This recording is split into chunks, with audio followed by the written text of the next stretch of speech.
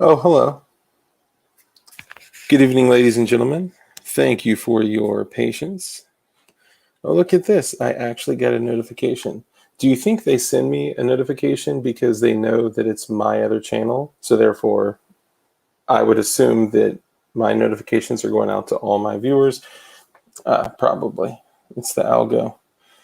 All right. So let me make sure. Yep, we are live, baby. Okay, cool. So today I have a very special guest. I have Shooting Gallery New England. Now, if you guys are not familiar with Shooting Gallery New England, he's a friend of the channel. He is in the little network we have of us, John Crump, Flying Rich, Hank Strange, all the little us, which we'll eventually probably find a really cool name for and all that. So get ready for a dope ass episode, and we'll introduce him in just a sec.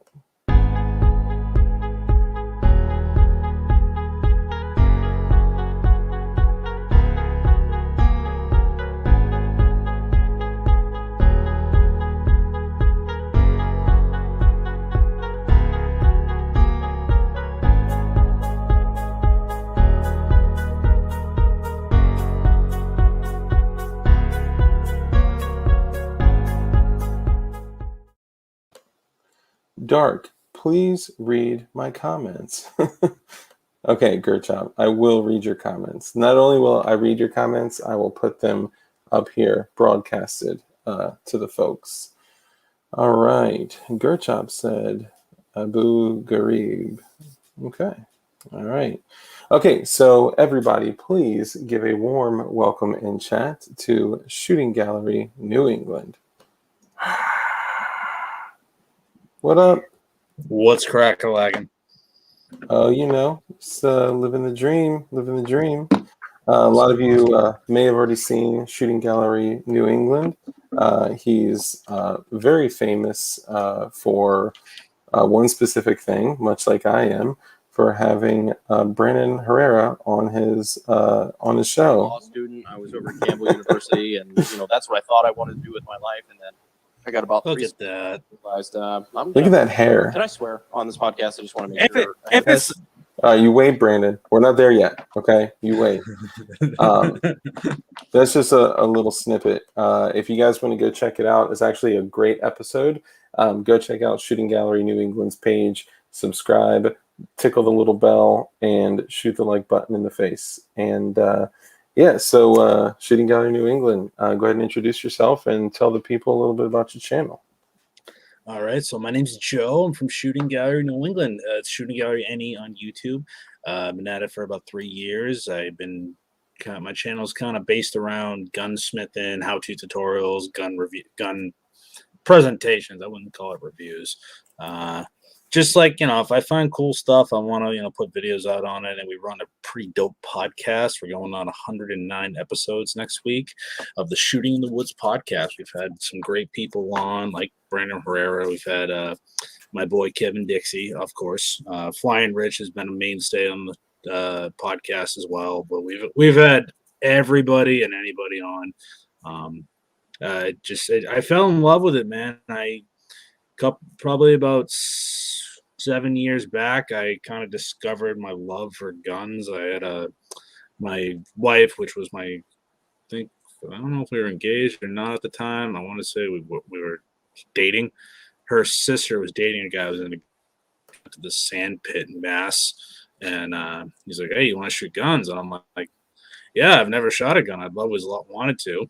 And he took me out there, and it wouldn't be what I'd say safest way for someone to start shooting guns, but took me out, had me shoot like 20 gauge. Yeah, I remember I shot like a H&R 20 gauge, like single shot. Then a Remington 1100 and 12. I didn't shoot a 22. First gun I ever fired was a Ruger P345. And nice. I was hooked. 45. Those are cool guns. Those guns. People sleep on those, man. I carried a Ruger P5 for years, and that is probably my favorite gun I own. The grip is If I could perfect. find, it's amazing. It's so ergonomic. Do you still have it? Yeah, I'm never getting rid of that thing. I was talking to my buddies over at Anything That Fires podcast. We had a running joke that I was going to try and find someone to make a threaded barrel for it. Then I was going to get the slide milled and Cerakoted with slide cuts and pretty much pissed off the internet because that gun just gets so much hell, which I wish it didn't. But Dude, so yeah, I got that into gun that. should be as popular as like a Glock 21 or a Glock 30 or you know what I mean? Sorry, there's a little delay. So I didn't mean to interrupt you, but It's all good, dude. Don't worry about it. Yeah, no, that gun is the P85 is like what really made me fall in love with guns. Like I always say like guns saved my Desperado. life, man. Yeah, man. Guns saved my life. When I started doing that, I wasn't doing anything with my life. I was just like working dead end jobs. I didn't go to college after high school, so like I was just living hand to mouth. I suffer from anxiety and depression, and Mhm. I don't know, something about going to the range, working on guns. It's like the one medication that like soothes me. So Mm. I really kind of just felt like I found my passion. And what I started doing is I started my YouTube channel in hopes because I always equate getting into the gun industry like getting into the professional wrestling industry back in like the 80s. It was you need to know a guy to maybe get a job at a shop. Yeah, You know, I'm from to, Massachusetts, so to it's maybe kind get of an tough. interview. Yeah, to maybe get an interview. And I Yeah, live in a very anti-gun state, so it's very yeah, hard to you're not get a kidding. job. And so I started my YouTube channel in kind of hopes of like a digital resume of sorts. Like, hey, this is what I can do. This is my knowledge, and it just kind of blossomed in. I started with my friend Ethan, and we shoot at his branch where we live. He actually grew up in the same town I did, so I was like, oh, cool. And he had like steel targets and stuff like that. But he lost his mom to cancer, and Damn. he was just going through a tough time. So he stopped. He was just like, hey man, I can't do the channel. I got a lot of stuff going on in my life. I'm like, dude, no problem. So I just said, I'm not stopping it. I like doing it. And I was like, dude, you cool with me taking the whole thing over? I know we started together. And he's like, yeah, dude, do your thing. And I have had the opportunity to meet some of what people I've considered my close friends. Like I talk to people on the YouTube side and in the gun world online more than I talk to like my real friends. Like Yeah. it's like people are that welcoming and like just caring. So I just kept doing it, and I finally, I got offered a couple of jobs at like Sig Sauer and stuff like that, and Nice. uh, it didn't really work out both times I got offered. I got offered a job there twice, and both times it just didn't work out in my life. So, but Yeah. I was lucky enough. I found a shop about 50 minutes to an hour away from me. Before that, I decided, okay, I bet as well get some type of training. So I went to Sonoran Desert Institute for online gunsmithing college, and I was actually fortunate enough to get an associate's degree in firearms technology. I did their whole program. Dude, that's awesome. So I wouldn't say I'm a gunsmith. I'm still a gunsmith in training. I'm Yeah. no BWE firearms, but I can fix some broken stuff. Dude, he's a monster, man. He just knows everything. He's like, yeah, I'll just fabricate this from bar stock Yeah. steel. Like it's nuts, but that's awesome. Just real quick, Walter just subbed to you. That's awesome. John Crump just Hell came in and yeah. said Joe's a good guy. Everyone needs to sub to him. Yeah, I agree. If you guys go to Shooting Gallery New England, so it's Shooting Gallery NE, kind of like Northeast, but New England. Most people either say I'm Nebraska, Northeast, North, whatever. I'm like, no, it's New England. I'm not gonna lie, I thought it was Shooting Gallery Northeast when I first saw it. It's all good. Which, I'm hoping once I get to 1,000 subs, I'm hoping to like rebrand and just yeah, drop everything. man, honestly, I would keep it. It's unique. It's got a ring to it. It's the people that have already come to you and are subbed, like, that's who you are, I'd let it roll, man. Shout out to channel members, Dirk McGirt, what's up, player? Dean, what's going on, brother? Appreciate you guys coming in. Dirt and Dean, welcome, of course. And if you guys could jump in and sub to Shooting Gallery New England, that'd be awesome. I Want to Ride, what's up? Too Many Choices, what up? Opie, what's up, brother? Martin Kaminsky, Kimball, he said, who the hell is Dean? Dean's been here for a while. Dean is also Dean in our community that shall not be named, but is in the court of the dis, which, we need to talk about that. Yeah, unavailable. No one can. Dean is Dane. Swamp Dog, what's up, brother? What up, Cody? Yeah, y'all are boys, right? Yeah, he's a good friend of mine. We met at Range Day, and we're just hit it off. Yeah, we actually went to the same. He was in SDI right around the same time I was, so we technically went to college together. Yeah, that's right. He mentioned that when we had Swampy on here. He brought that up. Yeah. So was it like a complete SDI advertisement? Dude, it literally, like, I had to tell people, like, hey, just so y'all know, this is not, like, we're not getting anything from Sonora Desert Institute, like, because you see all these, like, IV88 and, like, all these other people that are like, this episode is brought to you by Sonora Desert Institute. If you're interested in getting into gunsmith, right? But we talked about it like it was so dope, like, and everyone was like, man, I want to learn about it. Where can I find more info? You would have sworn like they stroked a check to us, but we're just talking about it, man. So you're not shilling. You're not a shill. Yeah, I'm actually not a shill. Yeah, Listen, I can't look at this. I can't say I'm not a shill. I got I mean, I'm wearing my own merch too, but I paid for it. Look at this. Look at this. Oh, okay. Nice. Toxic Patch Co. can actually have a patch that fits on a beard. Hold up. Does mine stick to my beard? Yeah, I just actually figured this out before we went on. I was like, I saw Mike from oh my god, CMMG do it, and I'm like, no effing way. Does it hurt when you pull it off? No. I'm just kidding. Mine doesn't really stick. Oh, it kind of sticks. Guys, leave Dean alone, okay? This is the Glowy Nation, all right? He is allowed to be here. He's been here. John Himmler. Oh, you guys are terrible. Dean's been here. He's been a lurker, and he came out from. I think he came from another channel, actually. But he's in our Discord too. Nice. He's Sport Brand's out there. Hell yeah. Yeah, man. Sport Brand. So actually, Sport Brand created the. So this, for clarity, this is from Toxic Patch Co. However, Sport Brand created the Blue Chem Light logo. He created all of our merch. He designed all of that shit. So when people are like, Dark is getting rich off of, like, no, I'm not. I'm just giving any profit that we get basically to Sport Brand for designing it. Yeah. So you've had some rock stars on your show. That's what's up. Dude, I like I said, I've been blessed, and I never thought, like, I've watched a lot of people for years on YouTube, just like getting as much knowledge as I can. It's almost like YouTube was like my history channel on guns. Like I watched everybody and everybody. There's certain people I just don't care to watch anymore just because it's just not my thing.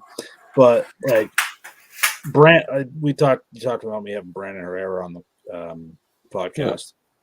I reached out to him, and when I reached out to him, I think there was he was at like, he wasn't at 1 million. I think he was at like probably 600,000 subs, and like I just threw the DM out there. I had no thought he was going to even hit me back up, and he hit me back up like a day and a half later. And my phone, I'm at work, and I'm like, what? Like what? What the fuck? So yeah.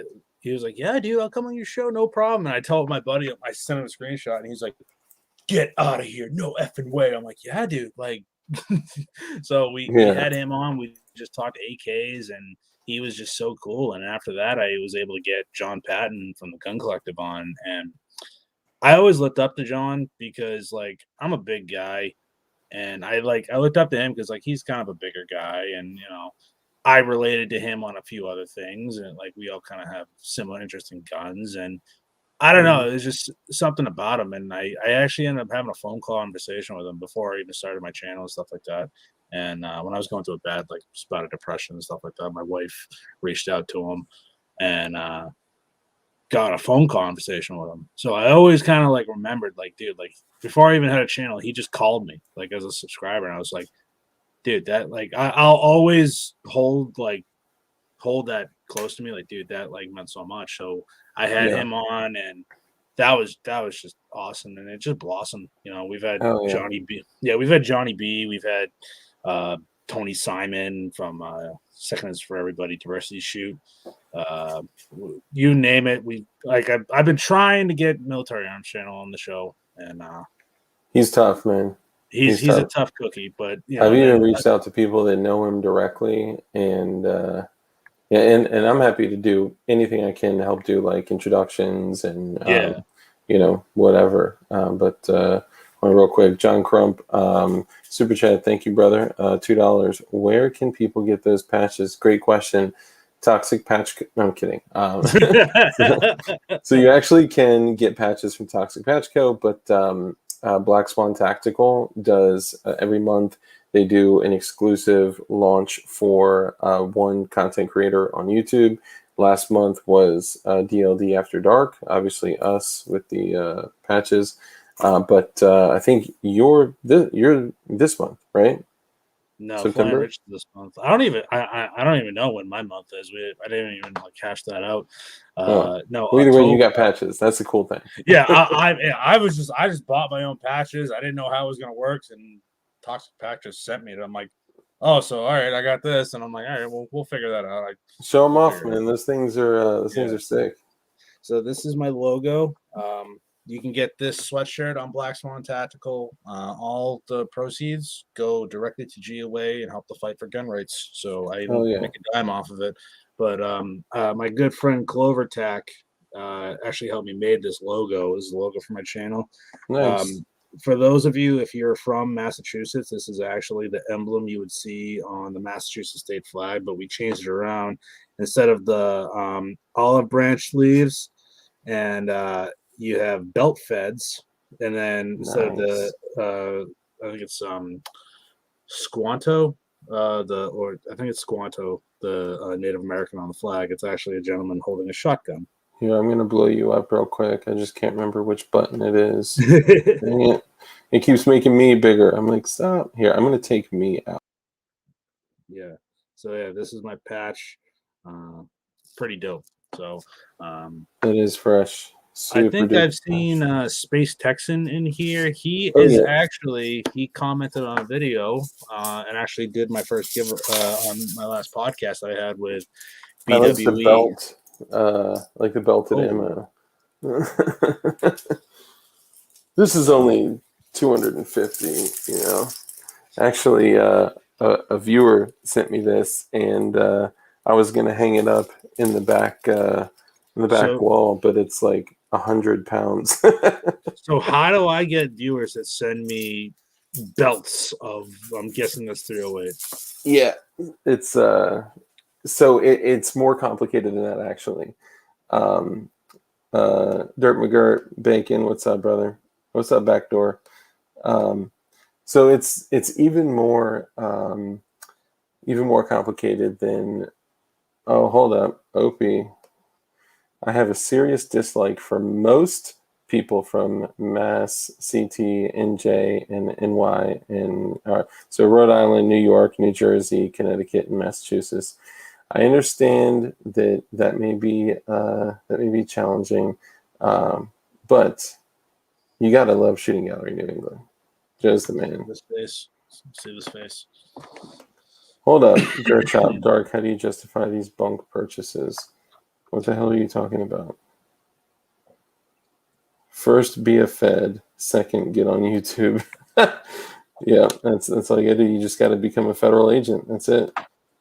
Um, it's a running joke. That's why we're glowies. So the end is near beware is the one who sent me the belt along with some other stuff. He really hooked it up. Um, shit ain't heavy. LOL. Yeah, I don't know, man. Just like you, man. It's like I've been blessed with awesome people, an incredible community, and in addition to the streams, we have another place that we go and a Discord where we all meet and talk. And so even when we're not like on the stream together, because I think a lot of YouTubers get it twisted. They're like, it's about me, right? It's about me, my content, and whatever. And it couldn't be further from the truth. You may be the individual that's like the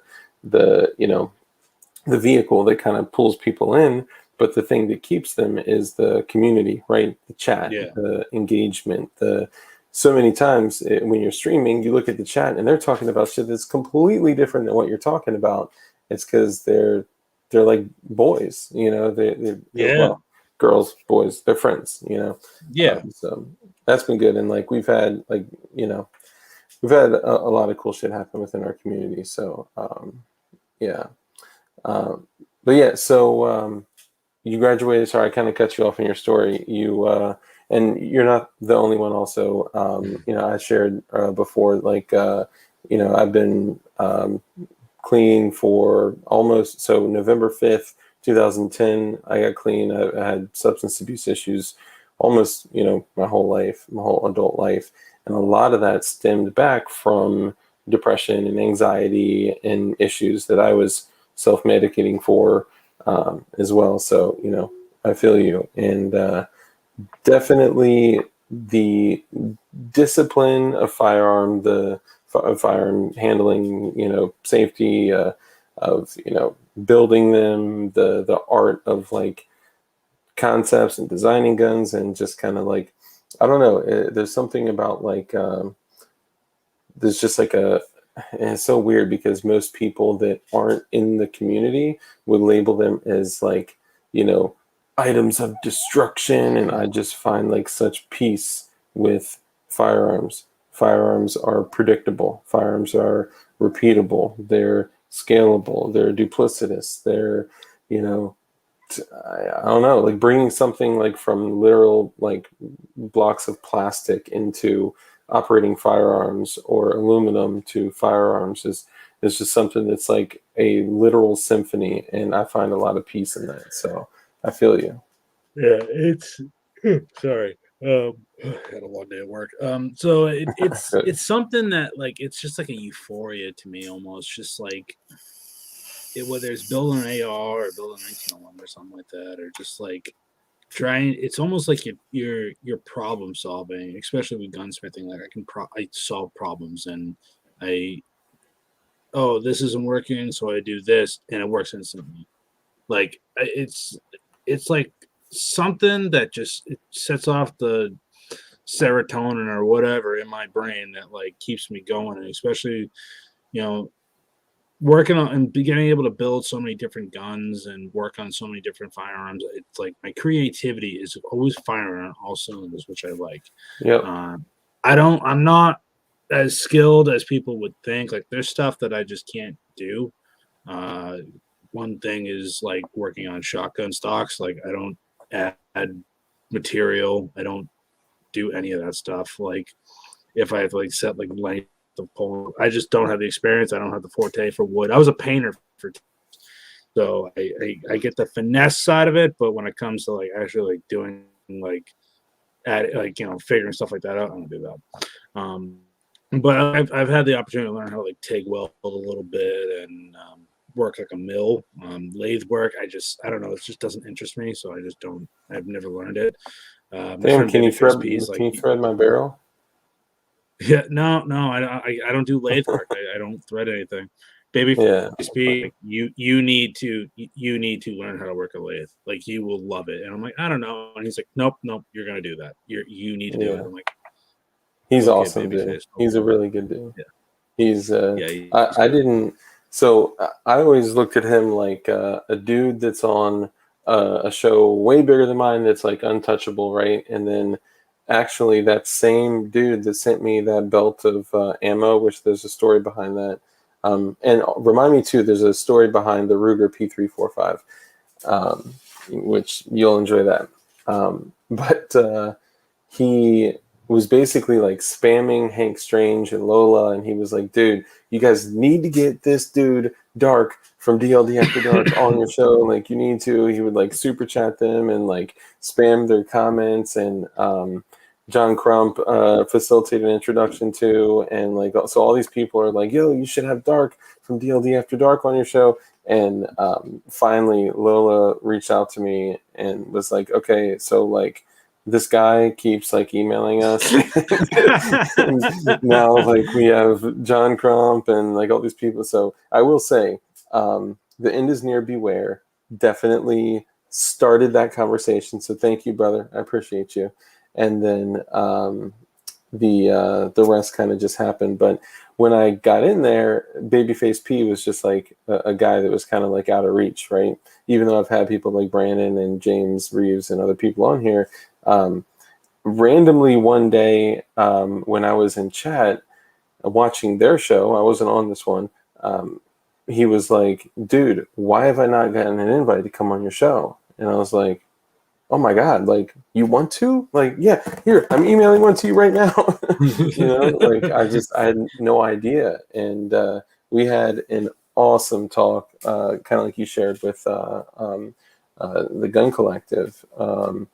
You know, it's just cool, man. It's with not all, not most, but with a lot of people that are kind of doing this, what we do. It's typically very open, very supportive, very helpful, good, genuine, authentic people. And then there's also not, but that's a whole other thing.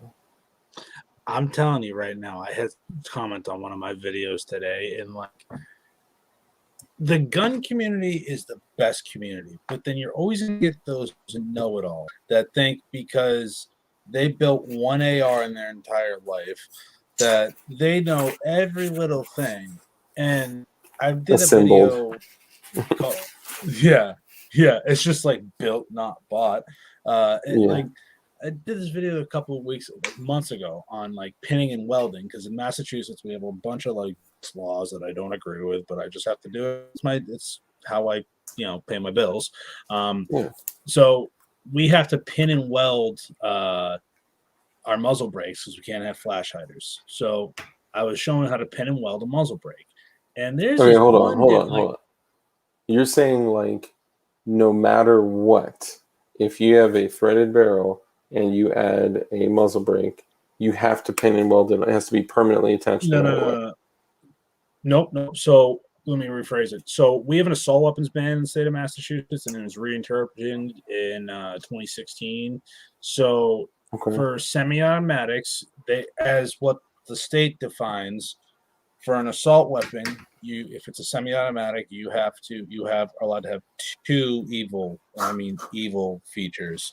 So say you have So consider it like an AR-15. Yeah. AR-15 is a semi-automatic. It accepts it has the ability to accept a detachable magazine greater than 10 rounds. It has a pistol grip, a flash hider, an adjustable stock. Mm-hmm. For ARs nowadays, and you can't have bayonet lugs, obviously, because apparently they think it's going to be a mass stabbing. So for guns to be with crucial leverage, spear-like leverage. For guns to be compliant, we have to pin the stocks to make them non-adjustable, and pin and weld the barrels for a muzzle brake, because apparently no one likes flash hiders are so evil and deadly. So it allows you to still have a pistol grip and a detachable magazine. We can have pre-ban magazines that hold 30 rounds. So think of it like in Massachusetts, you have the 1994 crime bill. Mm-hmm. Massachusetts adopted it in 1996, and it never sunsetted in Massachusetts. When the crime bill sunsetted in 2004, it never sunset in Mass. And then in 2016, our Attorney General decided to reinterpret law without active thing And with a stroke of a pen, she did an enforcement notice to where FFLs were no longer allowed to sell what she considers copies or duplicates of weapons. So that pretty much banned all AR-15s, AK-47s to like you can't sell them at all. So now there's a few ways to get AR-15s in Massachusetts. What she did made it even harder because there's more bans you have to go under. And if you get what we call pre-Healy ARs, which is AR-15s that were state compliance before her enforcement notice, you have to follow her direction. But if you get a AR-15 that is made for 1994, that is considered a banned rifle, so you can have all the features you want because it's pre-1994. It's a whole Bro. hodgepodge. Well, is there a difference shit. between what features you can have on a pre-94 and a pre-96? Like in that 2 year gap I don't before... believe so. Okay. No, I don't because in '94 it just goes into a crime era rifle. But if it's before '94, you can have an adjustable stock, you can have flashlight, you can have whatever the hell you want on it. But yeah, so we got to deal with that. But this one dude decided to comment saying, "How do you not torque your barrels down? You're doing a pin and weld and you're timing a muzzle brake. You don't even show torquing." I'm like, dude. I didn't even respond to it, but I was like, dude, I've put probably thousands of AR-15 or thousands of muzzle brakes on guns. I don't need torque. And plus, like, look at, like, let's say you're putting a barrel, you're populating an upper with a barrel, 45 to 75 pounds. Like, come on, dude. Like, I have never used a torque wrench when assembling an upper AR. Depending on what I'm doing, Mostly depending on because I what the don't have upper one. is. No, I have one. I have a torque wrench. Depends on what the upper. If it's like an old school, like Vietnam style, like 20-inch upper, like from Vietnam with the triangle handguards, I'll use a torque wrench. But if it's just like a regular basic bitch of a upper, I give it a couple ooga doogas and you're good. Yeah, I mean, most ARs that I've put together have literally been like in my lap or on a folding table. And I know that sounds terrible. Like, I don't have a vise. I got plenty of vices, but I don't have a table vice. I don't have, I don't. And I mean, I find now, with that said, I came from, working, and this isn't about me. I just want to share because you mentioned it. I came from working in a shop for about 5 years where I was just doing gun sales, but I would do a lot of work on guns in the back. I would assemble uppers. I would work on Glocks. I would do a lot of the Lego type stuff. So I had worked on, vices in, using the Geisley, the shit that goes in the action rod and the Geisley reaction rod. That is the best tool you could ever buy for working on ARs next to a Magpul armor's wrench. Oh yeah. If you're cranking, and I'm rocking a Tapco armor's wrench, by the way. And I've put together some decent, what I consider to be decent guns that they do work, which is pretty high on the scale of importance for me. No, they work. And the Magpul is my shop's wrench. My wrench is a Wheeler wrench side. My shop is really cool. The one I work for, they have a lot of the tools. So I was lucky. I bought a lot of my tools when I was in college, but I didn't have to buy as many. I use most of my tools that I buy for myself, but my shop does have specialty stuff that I didn't have to put my own money for. So I'm fortunate, being that's my first job out of college, and they're taking a chance with me with being very new. They know my limitations. I've learned a lot. I worked under someone for a little bit who didn't really want to be a gunsmith, and I ended up taking over the entire department. So I'm actually now a department head, and I run the whole Nice. gunsmithing department of my shop. And it gets very stressful at times because like I have really bad OCD and I want to try and control everything. Yeah. And it's not my FFL, it's not my shop. But when I show people, like when we take guns in and stuff like that, and I have like set things I want the way they go in the shop of the Yeah. gunsmithing department. Like I have a set in my mind of how I want things to go. When it doesn't go, my wires get crossed, and I'm just like, I just 0 to 60 in a second.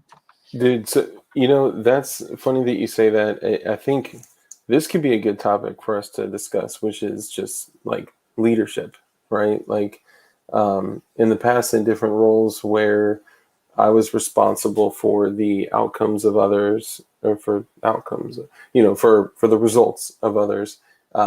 And it's a lot. I mean, in some ways, like depending on how many people, like you said, it's a lot of people.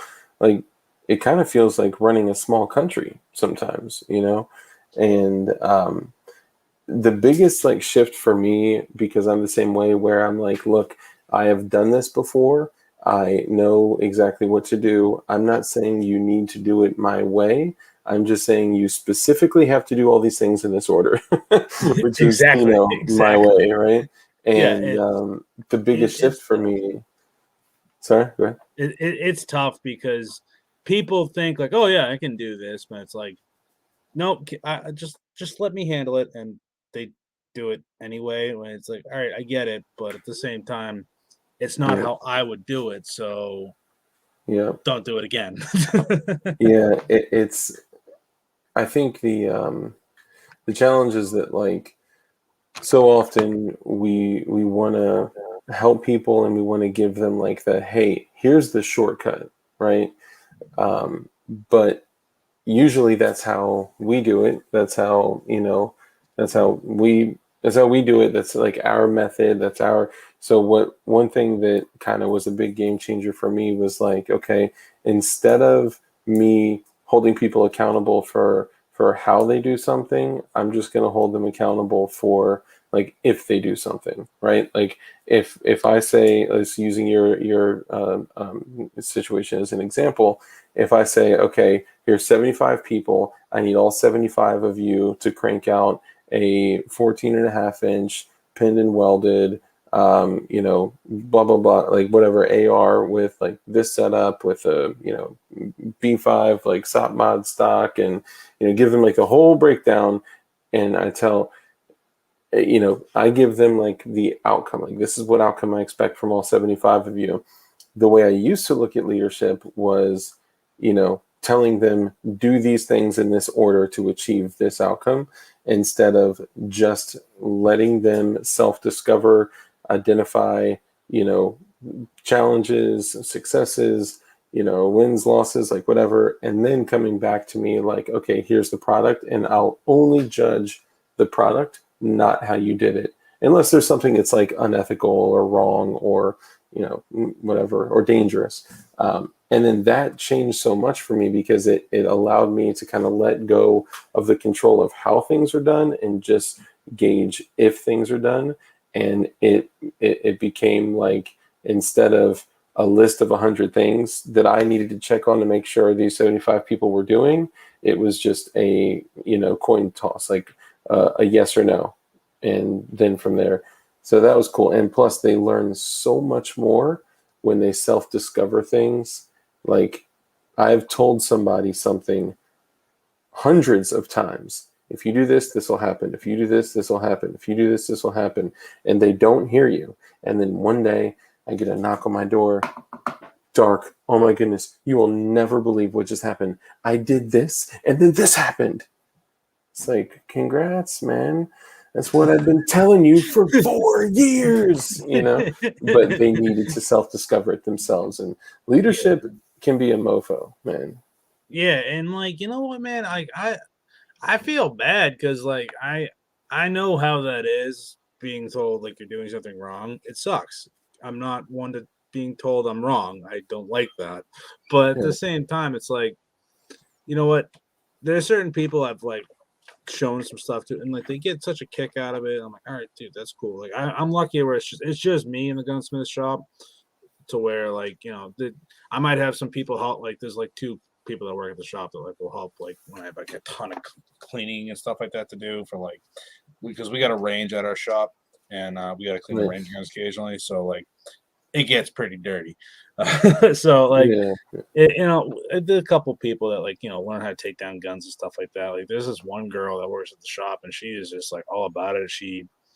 Her and her boyfriend or husband, I forget what it is, they're planning on going to modern gun school because they watched a video I did when I went to range day, and I did an interview with Zeke from modern gun school, and I had Zeke on the podcast talking about modern gun school, and her and her husband or boyfriend, whatever the hell it is, they're planning on actually doing modern gun school. I'm like, oh, that's cool. And she's like, she loves it. She's like, dude, this is so cool. And like I get a kick out of that. But when I tell you how to do something 100 times and you don't do it, by the 90th time of me telling you how to do something and you still don't want to listen, it's like, okay. Yeah. You're a lost soul. But you can't give up on people, especially in the firearms world, because it might take you 100 times to show you how to do something or tell you how to do tell you a certain fact about a gun. That 101th time someone's gonna finally get it. But if all 100 times you're telling them and you're coming off as a D-bag, it's that person might not end up caring and might not end up actually being more like active and learning stuff about firearms to better what they do, or even promoting that what firearms ownership is and promoting certain things. So you got to take it with a grain of salt of who you talk to and stuff like that. Yeah, for sure. That's another thing too. It's like I may communicate. I mean, we like people may communicate with everybody the same, and it's so different. Like everybody's personality and behavioral like type, their profiles are all different, and you can typically pick it out like just by like small stuff where like if they're telling you something and they say the words like I think something something versus somebody saying I feel something something. You've heard it before where people say like, well, I kind of feel like we should do it this way. That means they're typically like their profile will be like more social, more like not very specific, not very direct. They may not communicate with you if something you said or did offended them, and like those kinds of things. Whereas somebody that says I think is using like logic, and their profile would be more of like a very direct person that's analytical, and like there's all sorts of shit like in studying like leading other people that I've found like how do I communicate with you at the highest level, and it works very well in your marriage as well. Just gonna throw that out there. Yeah. Well, I learned this when I was I used to be I was a car salesman for a little bit before the pandemic, and we got sent to this training where it's like reading personalities and went over like personality types and stuff like that. It like for what the class was, it was BS because like listen, being a car salesman, it takes a special type of person. I'm not a car salesman at all. Yeah. So like, but the thing is, it's knowing your product. That's what I kind of liked. I got to learn a product, but it was pretty cool. Like it taught me how to like read people and certain personalities and stuff like that. So I'm like, I get to be like, oh, so you're a dominant personality, or you're, a passive personality, or I forget the other two. It was like dominant, passive, the two other person. I forget what it was. How they probably something like around like social and analytical, or like something along. Yeah. There's a lot of those type of personality and behavioral like profiles come from this thing called the DISC assessment, which is like DISC. Yeah, that's what it was. Yeah, that's what we learned. Yeah. So DISC, it breaks down 4 different types of personalities, and we all have all 4 of them within us, but we'll have one that's like more of like a dominant trait. So I'm an IDSC. So D is kind of like dominant, driver, direct. Like it's interesting. Those are all D words that describe it, but I guess it's right. It's right. It's like dominant, driver, direct. They're the type that, like, if you're explaining something to them and you start to kind of veer off too long or take too long to get to a point, they're the type to be like, if anyone's ever been like, okay, what's the point? Like, what are you trying to communicate to me? It's like, okay, they're a high D, and an I is like a no. The government agencies use different shit. This is more for like businesses, for like companies that are trying to get to know and understand their employees. They take an assessment, and when they take an assessment, it's actually just a piece of it. Where people go wrong is they don't validate the assessment with the individual, because through the validation of the assessment, and you can't really do that with like a client when you're trying to use these tools to like sell them something, but there's small things you can do to make it work. But it's just like, more basic shit. Like I could only imagine the type of shit the government has. Well, we can ask John. We can ask John. He's a Fed. Yeah, that's right. You can ask John. We can ask CRS. We can ask me. Apparently. Yeah, you're a Fed as well. Yeah. Oh yeah. Oh, I'm wearing my badge. I'm just kidding. I'm a K, as in kinky. You're a foot person. So yeah. There's a special place in the world for that. Yeah. The I is like the very social person. The S is more of like a what is it? Not submissive in a sense, but a little more passive. That sounds so bad, right? It sounds so bad when you think of it. It does. It does. It's bad. It's like mom, right? It's like mom. They're passive. They're going to take care of you. Don't get me wrong. There's some very direct and analytical moms too, right? But they take care Karens. of people. Yes, good God. But the nurturers, people like that. And then the C is a very analytical, like if you give them like a piece of paper to review, they're going to read everything, analyze it, then go make a spreadsheet about it, highlight the pros and cons in different colors, and like you run percentages, and like, with a green visor and like a little old school calculator. It's nuts. I'm a very SC personality. Okay. I learned that. I'm like, oh wow, because like I want to be direct, like just direct me to it. That's the most like, direct personality trait I have, is just be upfront with me. But at the same time, I keep to myself. I'm a very introverted person, so like that's why I love doing YouTube, because it's like if I was in a room with everybody, I'm very, very quiet unless I feel very comfortable. Once I feel like I can trust people and I feel safe, I'll open up. But there's a certain point, like I dealt with it a lot at certain trade shows and stuff like that. Like I personally, like I get like I can't handle talking to people. I'm like, even talking with clients, and they're like, oh, my gun's not working, and I just stand there and I'm like, okay. And like I probably come off as a dickhead, but I'm just like, can I just go in my shop? Like, yeah, can I just be in a room by myself working on this gun?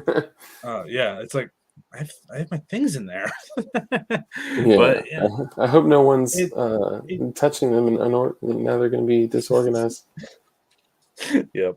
But hey, it's interesting to see how people react. Like I don't know how long you worked in a shop for, or what time you did. About 5 years. 5 years. Did you work in a shop during pre-Trump, or like I did. like Sandy Hook?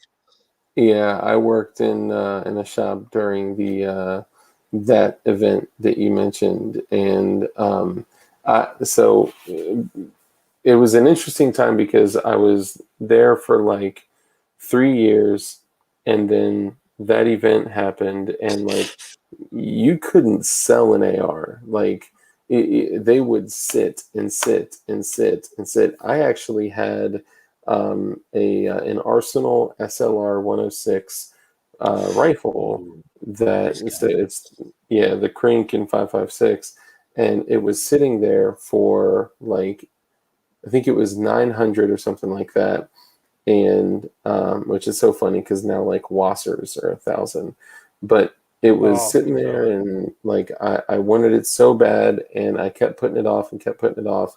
Well, that thing happened, and then the first thing when I come in, my next day, is gone, and they had offered it to me for like 8 or 850, and I passed up on it, and I ended up Oh, buying that exact one, the same one, from a dude that one of my friends knew, and I paid $1,500 for it, oh, yeah. and I SBR'd it, so put another $200 into the stamp, and then put another. So I had one shop chop it, crown it, cut it, crown it, and all that, and then it wasn't really running right. It was like off, and I had to run it with like a 4-piece Bulgarian flash hider, and it would do okay, but it wasn't like running 100%. Then I ran it with a crank bell flash hider, and it was just like messing up left and right. So I took it off and I looked at it, and the chop on this thing was totally slanted, like Oh my hacksawed. God. You Oh my could tell God. that they didn't remove the front sight gas block combo, that they just literally cut it on. And this is a machinist that like we were referring work to for like a decade. Okay. And I paid like 150, 175, whatever it was. And then I didn't even go back to him to say, hey, I want this done right. I brought it to another shop out where I live, and they did it and like the crowned it beautifully. And it still had some issues, but I didn't realize that there was like some uh, what do you call it when there's like little like shit burrs. So there were a Yeah. bunch of burrs left in the slide rails. And I never really had that issue, but it was just like, lagging. It was like dragging, and it would mostly run. But after like shooting the piss out of it, then it started running okay. Now it runs like 100%. It's awesome. Yeah, certain AKs can be. I love AKs. I do. I don't own one. I want to own one, but right now, say, uh, let's go with a Wasser. A Yeah. Wasser right now that is probably pre 94, going about a little bit under $2,000. A Mac Oh, 90 is a Mac 90 is running about $1,700, and then you get into like the Egyptian Mahdi's; those are getting upwards of like $2,700, and then hold up. oh, Mac 90s are less than Wassers. yep, What? dude, it's nuts. The pricing in a banned state is incredibly out of control, especially now what's going on with the world too, where certain guns are getting hard to find, and like any pre-bans that come through a shop, you're looking at over $1,000 before you even touch anything. Like Olympic Arms AR-15s are going for like I saw one for $2,400 today. Dude, my boy bought an Olympic Arms for $14,500, but it was a special kind of Olympic Arms. Oh, It was a machine gun. oh hell yeah! But honestly, it wasn't that bad. Like I actually, you know what? I'll actually pull up a video of me shooting it. Why not? I've I've actually got a chance to shoot a couple. Like I've only shot suppressed a few times when I was at range day, and that was about it. But like shooting machine guns, there's certain machine guns I still want to shoot, but it's just something about it. I've got a chance to shoot a full auto MP5, and like I want an MP5 so freaking bad. Oh, they're incredible. They are incredible firearms. I mean, you can literally just like land bullets in the same hole with them. They barely move. They're there's some downsides to them. Don't get me wrong. Like honestly, if I could choose machine guns, like if I had like for sub guns, an Uzi, an MP5, a CZ Scorpion, and like Tech 9 and a Mac 11. Like we're talking Yeah. like machine guns. I had a Um, Tech 9. what would you choose? Do you have a Tech? I have a Tech 9. It's semi-auto. Nice. Is it open bolt or closed No, bolt? it's closed bolt. It's closed Okay. bolt. Okay. If I were to choose any machine gun, I've never shot it. I've always wanted to, but my dream machine gun is an HKG 36C. Nice. Yep. That's what's And up. then next to that would probably I would probably have to say I'd like to try like a CC Scorpion because I absolutely love Scorpions. They're like for semi-auto sub guns or like pistol caliber carbines. I think that gun is the king of the hill. Yeah.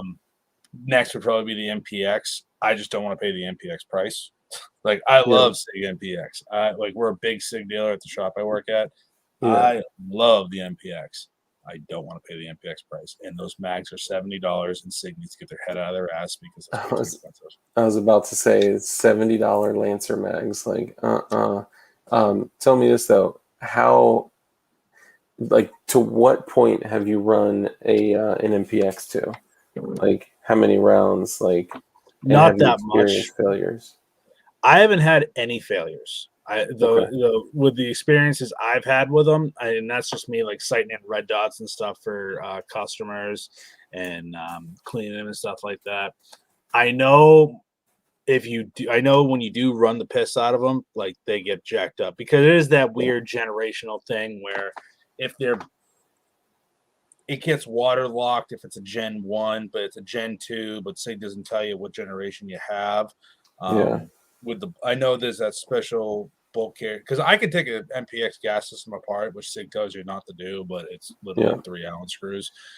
They tell me not to do that with my SIG 556 SBR, the 10-inch SWAT, and I've literally completely detail stripped the whole thing like 100 times. Yeah, dude. SIG makes some great guns, man. You know, I used to be a SIG hater, and there's certain companies I just was like, oh, dude, F that gun. That thing sucks. And then I'd actually get to shoot it, and it's like coming around a little bit. You know, I still think the 365 sucks, but you know. Yeah, I don't blame you for that. I still don't own a 365 because I carry a 43X, and it's like nothing is going to beat 16 rounds in a gun that's just a little bit bigger than the 365. And so just to back up a little bit with the MPX, not that it's a bad gun. I've shot them a lot. They're, good guns. Like you said, $70 mags. So I'd be running a plate carrier with like one extra mag in it.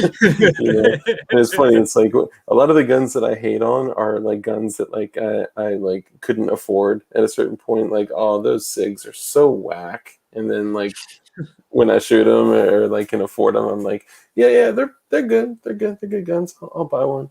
But in my other job, yes, the SIG Sauer 716 is an excellent gun. The 716i is dope too. The original 716 and 516 by SIG, I don't know why they stopped making them. They were some of the best piston-driven AR uppers and lowers. I mean, they did a good job because they actually had a tension system with the upper and lower that mated the uppers and lowers like remarkably well. And you find that typically now in like a lot of like Aero Precision does that too, where they have a tensioner that pushes on the rear lug where the takedown pin goes through, just to kind of prevent like the rattle. But in my other profession, I was able to meet a bunch of people all over the Virginia, DC, Maryland area. And a lot of people that live out here are like feds, Secret Service, like, people like that. People like me. No. Yeah. Your home, your peeps. Yeah, my peeps, So one of the guys I ended up working with on a job, because people will probably misunderstand what I'm saying. I worked with a guy on a job who was Secret Service. And he was like executive detail Secret Service. And Secret Service actually tested the MPXs way before they were even like an idea for civilian manufacturing. So I think they may have even been like created specifically for this potential contract, and they were all shit in the bed. Like after a particular amount of a particular round count or a certain level of abuse, they would all shit the bed. And I think it may be, I'm speculating, and you probably know like much more about this type of shit. But I think because it is a scaled down AR, it's much smaller volume.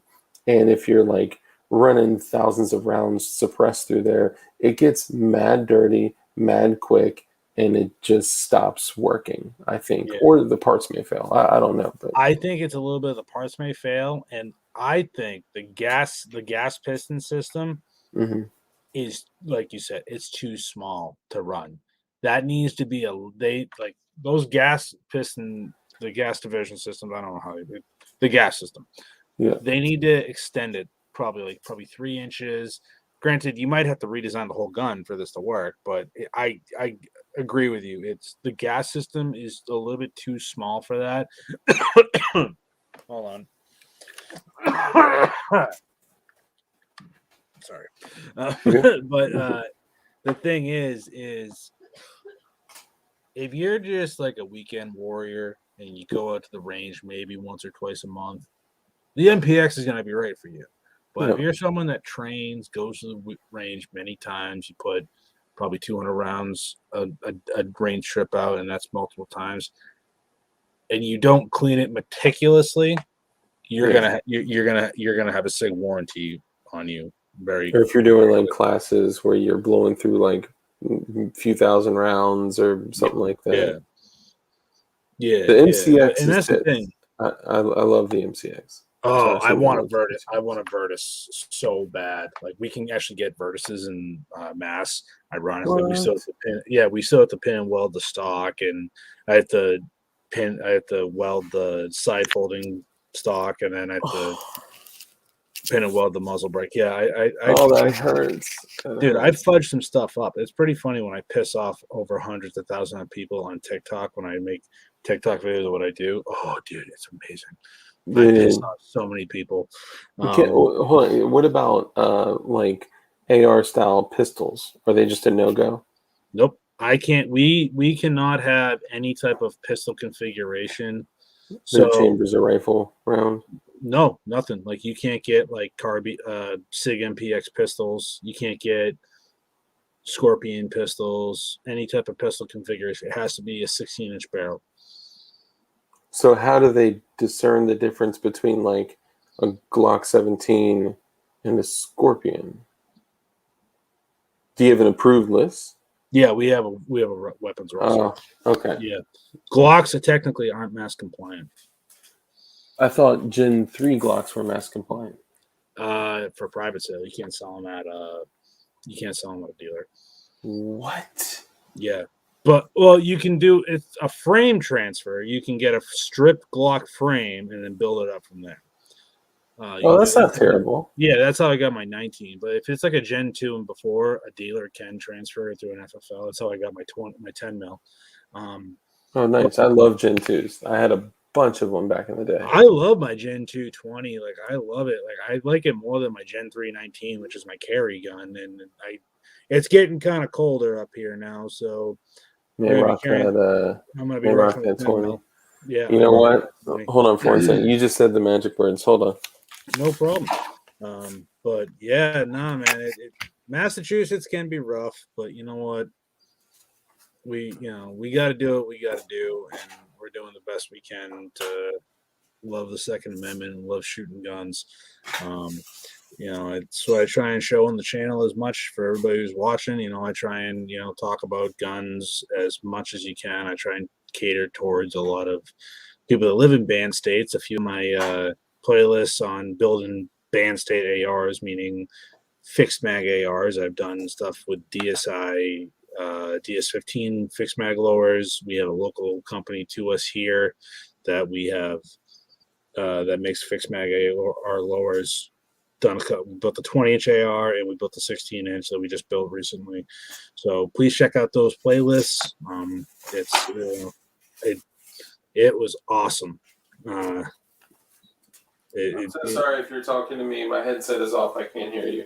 No, it's all good. I'm not talking to him. I'm talking to the peoples. Okay, cool. Yeah, talk to the peeps. The peoples. Let's see here. He's getting the hoodie. What do you say? He too many choices says he's getting the hoodie. What do people think about aliens too? You gotta get my other badge. Okay. Mass, keep up the fight. We are all Americans. So here's my thing, XX. Massachusetts, can be a great state in certain ways, but it is a liberal cesspool. It is run by elites. It's a lost cause. I think it's like California. It is a lost cause.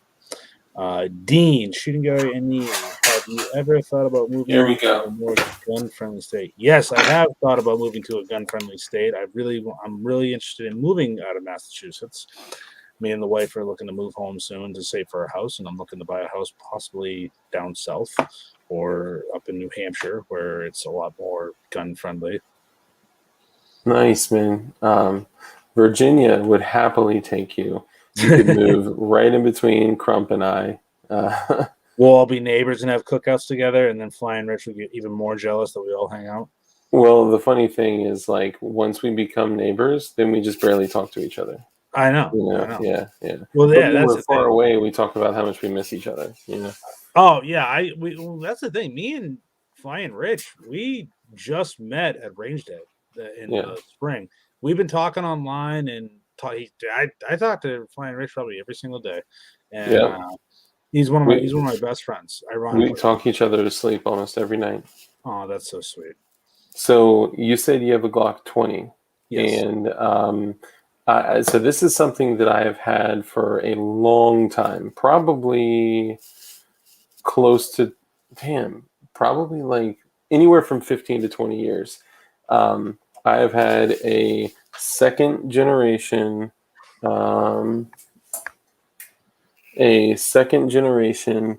you can tell because of a couple things, the U-shaped notch in the rear, and the way that the dimples are on the side.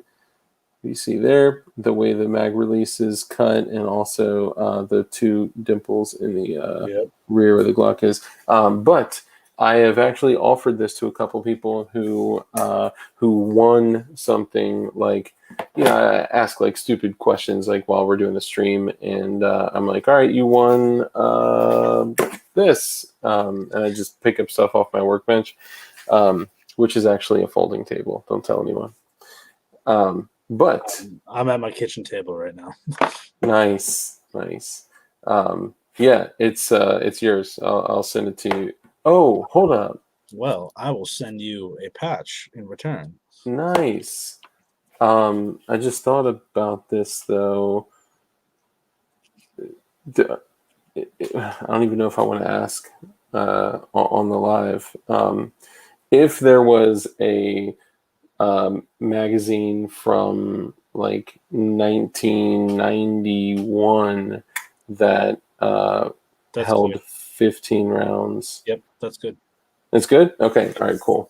Yep. I don't want to be like... U notches are usually the dead giveaway that it's a pre-ban. Yeah. But it's not marked. Like, I got a bunch of the... if it's not marked, that's cool. But also, it's the U notch. It's how the designation on the magazine, because on regular Glock mags, the designation where it will say 9, 10, 40, whatever, it'll be a lot higher, almost up to the square notch, not towards the middle. So that's how you know. Yeah. So the difference in the square for the viewers, this is a square notch right there, and it's super high, whereas on the old Gen 1s and 2s, it's a U notch, and it's much, much lower. Yep. Definitely. I have some of the. I Maybe don't. this I is have. yeah. Do I have any gun stuff? No, I don't. I just cleaned my tape. Oh, look at that! Restricted for government, for LE and government only. I love those. And actually who color filled this? Who? Somebody very famous. I did. Oh, yeah. I was just kidding. Oh my god. Who is it? Yeah. Then again, where it gets to the point where it's like we know so many people in the industry. It's like, I really love. I don't know if you ever seen them on Instagram. They started following me a couple years back, and like I love their work. It's called O'Reilly Custom Shop out of I want to say Port St. John or Port St. Paul, Florida. They Oh, like I don't they're know.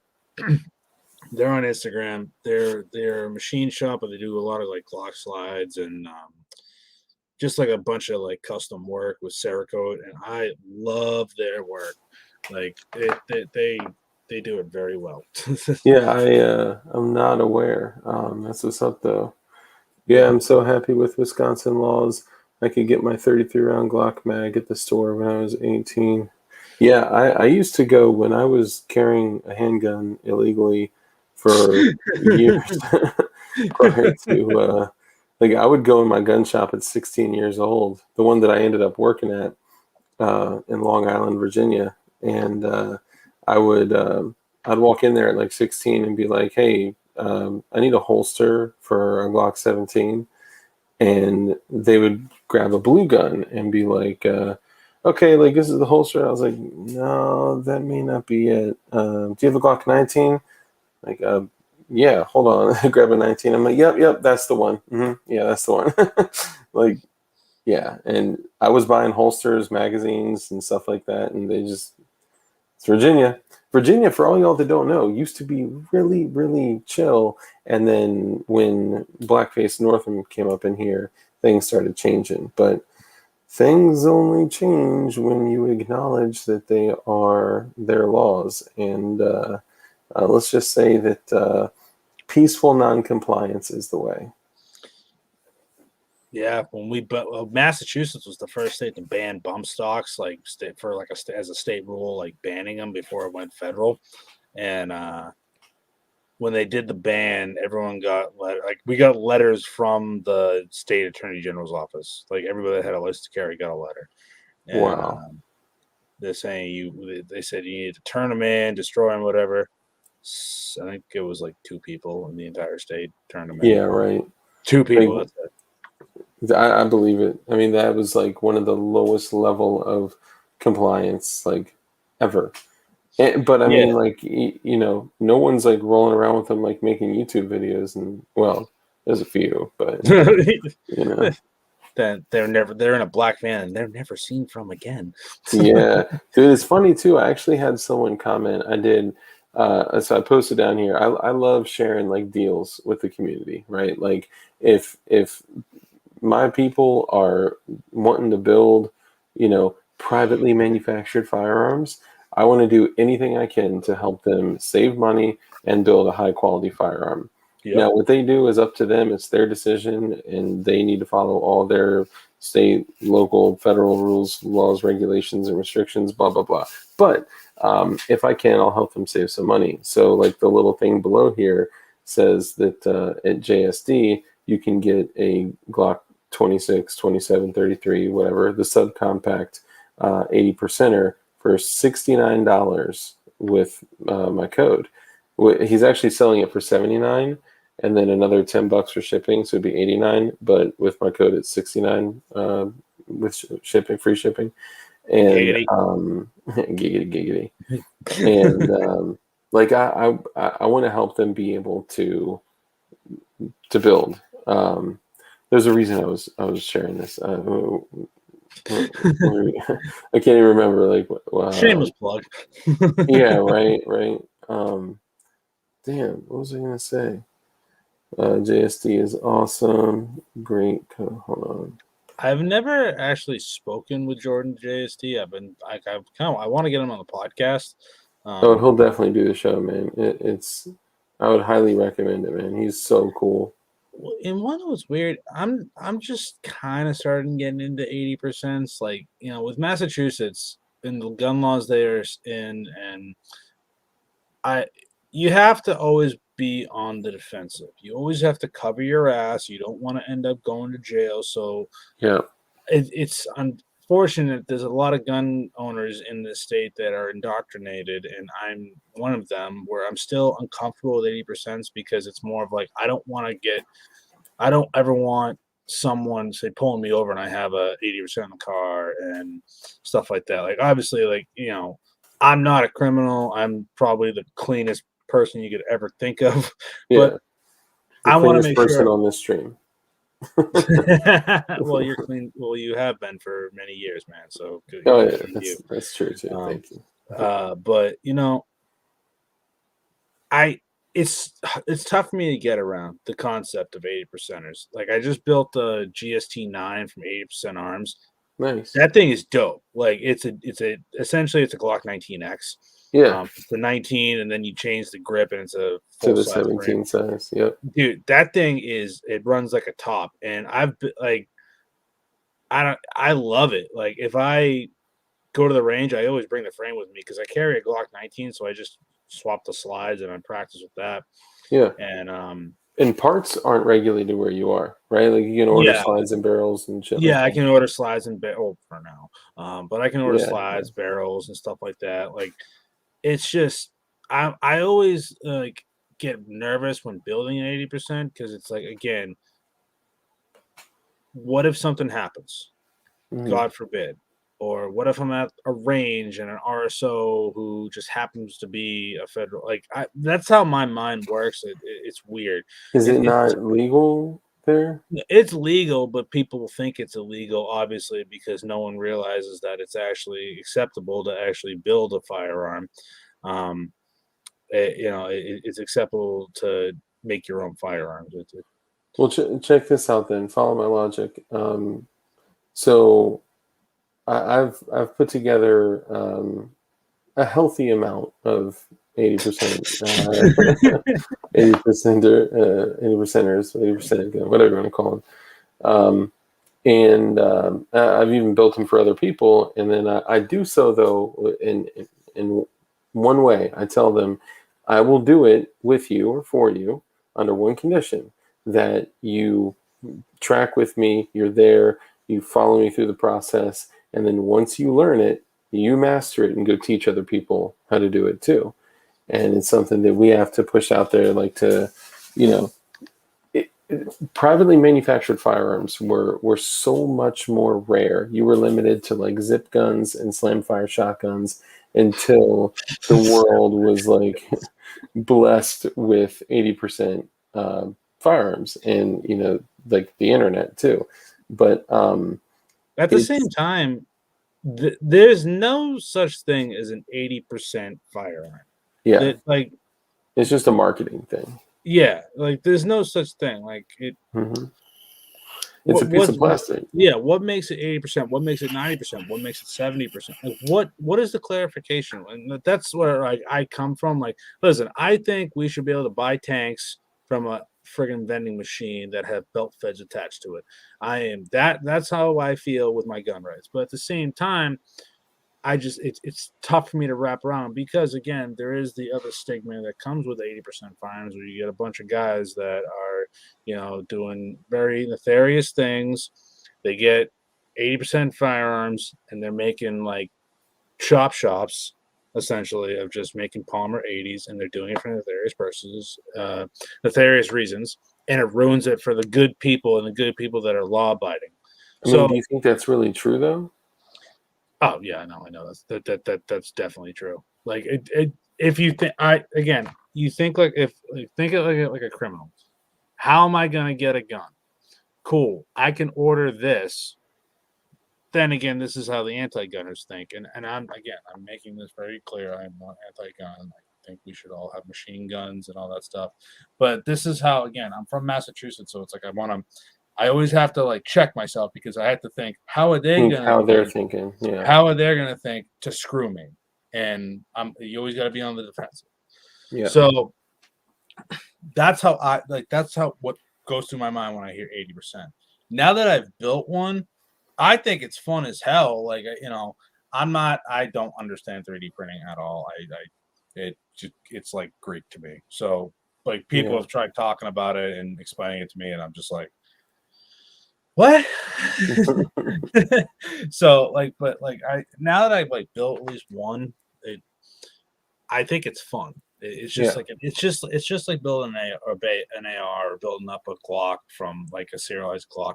But it's a little bit more fun because you get a little bit more like tool work involved and stuff like that, and it's just more Mhm. personal. And it's And kind of that's what like we were talking about earlier. It's kind of like that, you know, that time of like peace and serenity where you get to just like zoom in on something and focus on that and just like work on it and like perfect it. And it's that kind of brings me like to my like zen, to my like center, yeah, when I can like the world disappears and I'm just focusing on cranking out a gun, and yeah, then the beauty of like, okay, like what am I gonna paint the receiver as? Like, am I gonna do a color? Am I gonna do battle worn? With that color paint, what color slide would look dope? What barrel should I do? And I used to, prior to learning about JSD, I used to literally like piece out, like I would like. And by the way, they hate hearing this, but one of the best places, like prior to me learning about JSD, one of the best places for me to get firearm parts for stupid cheap was eBay. And eBay hates it, and you'll see like all the AR stuff. If you search AR-15 on eBay, it's like almost nothing pulls up. If you search, AK-47, almost nothing pull. You'll find like stickers and stuff like that. So they are slowly like thinning that out, but you can go buy everything you need to complete like a 80% Glock or an 80, whatever, a Glock build or something like that. But I'm sure it will disappear in the future, and we oh do yeah, need people like JSD, like GOA, like even 2A right? Like people that are fighting to make sure that you know people that are uh, not for losing our natural rights that are given to us by God and protected by the Constitution. They are having their voices heard, and that's dope. Because I even yeah, hate calling it the gun community because it makes it sound like it's rare, like it's this yeah, like club that only like we kind of joked that when I was on some other yeah. channels and talking here. It's like, it's like saying, oh, I'm part of like the shovel community or like the screwdriver community, like Or the yuppie. What did you call it? Yuppie. yuppie scum community. Yeah, yuppie scum. Yeah. Well, no, that's the thing. You get those with the yuppie scum. Like, dude, I work on Cape Cod. Like, it is like you want to talk yacht clubs and salmon short. They're all Tanner. Like that, you all think their first name is Tanner. Like it's like Oh my god, Vineyard Vines clothing line. Like you just get the douchiest people. All dude. right. And they're just yuppie scum, but they come in here and they don't understand, like, oh no, you can't have a 15 round mag, or oh yeah, no, you actually have to do a background check for this firearm, sir, or it's like, how is it this expensive? I'm like, not expensive. No, no, Yeah. no. I used to think Mm. gun, like, especially with pricing. Now that I work in the industry, it's like, all right, yeah, no, that's the running rate. All right, that's not expensive. And then I'm like, dear Lord, what are they smoking dope? Mm-hmm. Yeah, like that's exactly it's the main reason why I won't buy anything that has the word Winchester on it because it's overpriced. Yeah. Yeah. Just out of curiosity, what did you pay roughly to build out that 80? I had the frame. 80% Arms sent me the frame. Um, the parts kit, quite honest, didn't cost me anything because they sent Yeah. me a part. The 80% Arms sent me a parts kit, the jig, and the jig was got sent to me a week later for like flaws and stuff like that because they're out of California. Yeah. But I had the frame and I had the parts kit sent to me, and then the jig came the next week. and I just put the slide from my Glock 19 on there because I have a Rock Slide USA slide. So I just did that. But I've been wanting to build another one because I've been really wanting to build a 34. But it's like, You said a 34? Yeah, I've always wanted a 34 with a red dot. Like, I'm talking competition ready. I've always wanted one. And I got a 34. I call it the unicorn. It's the oil slick rainbow. Kind of the barrel. It's got a rose gold extractor, a rose gold slide stop, a torch treated titanium. Mag release, slide plate, but it's like all rainbow. But the slide is stainless, and then the frame is gray. I would love for somebody like JSD Firearms or 80% Arms or any company that may be out there seeing this or may see this in the future to send me a titanium blue full size 80% so I can make it really pop. But hey, I'll take the gray for what it is. Yeah, I now does JSD do like its own like Glock stuff, or because I know he's known for his P320 module, which so he does everything. Sorry, go ahead. Yeah, because I've seen the Rogue Banshee. He did a thing on the JSD City 3P20 fire control unit. I'd F that up. I would mess that up. I'd be afraid to do it. Oh, you'd be surprised, dude. You'd have to be totally negligent to mess it up. So I was kind of the same way when it came to drilling through metal. I was like anti-metal. If it was an aluminum AR receiver, I wouldn't do it. But like Glock lowers, I'll crank out like 10, like no problem. Game over. What's up, brother?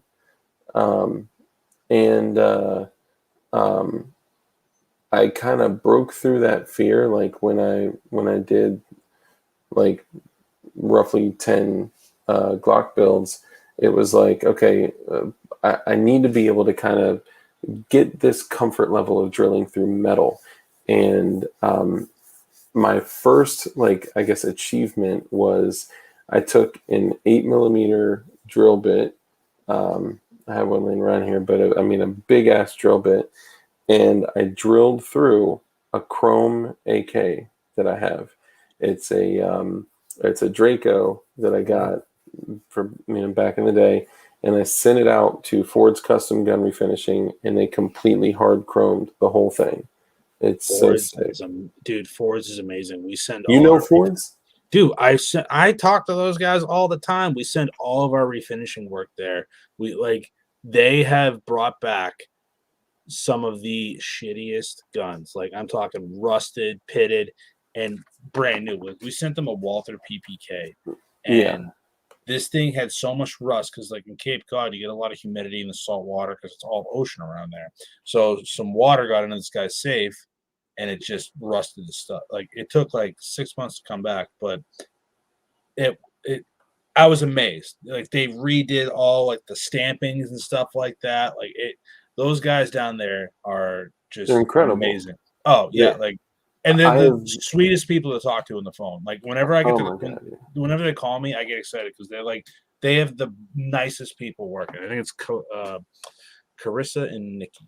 They're just amazing.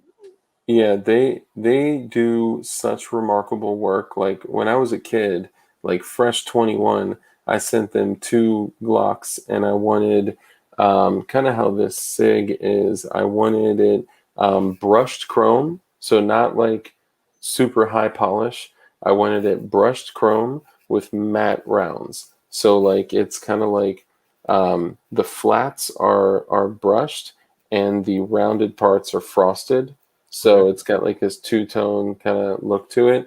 It is so beautiful. Like, their work is incredible. And at the time, I was going through MEPS and the ASVABs, and I thought I was going into the military. I just changed my mind at the last minute. I support those who did serve and chose not to. Oh, look at that, dude. Look at that. It's just That's They're, crazy. their gunsmiths are like, I wish I could be that. I could learn from them because their refinishing work is probably the best in the game. Dude, it's nuts, man. They got through. Let me see. Yeah, that's Oh, look at high that! polish. It's a Kimber though, so Yeah, yeah. I have never slapped more stovepipes out of a gun than when I owned a Kimber. I don't like Kimber for another reason. Not just because they're stupid expensive and they have quality control issues, but met a sales rep at one point and he was kind of a dickhead to me. So kind That of makes sense. yeah. Like, Just that. well, yeah, like yeah, it's their I mean, guns are that's fair. expensive. That's fair. Yeah, their guns are expensive. They like I like my buddy Smash Time. He bought a Kimber Rapide in 10 millimeter. Hmm. He paid like a pretty penny for that. I don't know how much. I know those guns are really expensive. Yeah, The thing couldn't make it through a magazine, and like you're yeah, selling these guns that are this expensive, and they should be able to run out the box. And yeah, like they had to polish the chamber and all this stuff, and it works fine now. But it's like, dude, why would you're making someone pay that money for that gun and you make it seem like it's the greatest thing since sliced bread, yeah. and you can't make it through a magazine? And And you should be able to do so. Like yeah, Kimbers, the way they market it, Kimbers should be like the Glocks of 1911. You shouldn't have to run it like clean and wet. You should be able to run it, dirty and dry.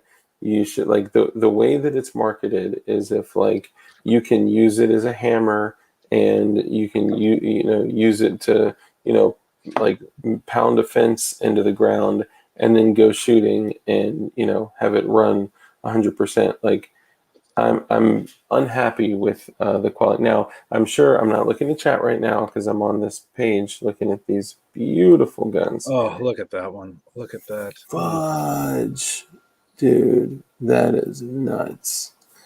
And guys, I know a lot of you in chat, if you're in our community, you've seen my Chrome AK. Like, and sorry, that's where I was going with all this. Old Chief Special. Oh, nice. That's dope. The 224 was like short-lived. It needed more, It's like one of those forgotten guns that everyone forgets Sig made. Yeah, man, it's crazy, dude. But that's pretty dope. Look at that scroll work, dude. Jeez. Yeah, And when we are not being paid by Ford's Custom Refinishing. Let's make this I abundantly know, right? clear. Yeah, it's so sad that like you gotta say Yeah, that. dude. Like That's now it's like I only show for like 3 people. One is Black Swan Tactical, and then another is Clips Holsters, and then when I mean shill, it's like I just promote people because like either they're really cool with me and we have a discount code or whatever, and Yeah, I try and promote Hold My Guns as much as I can. yeah. Sarah Joy Olbrecht is a very good friend of mine. She's one of the nicest people in this entire world. So She's an incredible person. A lot of people don't know about Hold My Guns. yeah. Oh, look at that CZ. Gee, that's Yeah, just like dude. It's crazy. And it was probably black and it was probably or blued or whatever, and it was probably jacked up. Like all the guns they have this tab that says really ugly guns. Hold on. I wonder if my Chrome AK is in here. I told him back in the day, I was like, you guys should do a before and after. Oh, maybe this is it. Oh, dude, I bet this is a before and after. Yeah, look at that shit. Dude, okay. Hold up. yeah, Yep, dude, that's it. before and after, yeah. Bro, Ooh. that is crazy. Oh my God. So the whole point to all this, which guys, if you do want any refinishing work done, like, I know like, our world is falling apart and we're headed to the impending boog. But if you want a beautiful gun Can we say that? Can we say that on YouTube? I don't know if Shit. that's. Probably not, but we gonna find out. Oh, nice. Oh, dude, Look hell at yeah. that. Guarantee that was in a house fire in a Yep. safe that was Yep. affected by water damage from the fire department. Yep. And look at it. Look at that. Dude, that is crazy. We just got some of the new Colt Pythons in, which is weird because we can't sell the 4.25-inch Colt Python, but we can sell the 6-inch Python because it's on the Target roster. Wow. That's pretty whack. Yeah, I'm not a fan of it. I actually finally got to handle one, and I'm like, Oh, no, I mean, it's whack that you can have a 6-inch, but can't have Oh, yeah, yeah, no, I'm not dumb. too much of a fan of them. I mean, I understand and appreciate the, you know, the idea of them. Which, by the way, But Ford's Custom Gun Refinishing has like some really sick custom Desert Eagle sights, and they did like a really limited run of them. I don't think these are them, but no, those are just standard Deagle sights. yeah. I got to shoot one. I shot it the first and only time I ever shot a Deagle was on my bachelor party. Oh, really? My buddy who never fired a gun was like, "Oh, you guys got a Desert Eagle?" And he comes in and he's like, "Hey guys, check this out." And I'm like, my eyes wide. I'm like, "Dude, love where your head's at. You've never shot a gun before.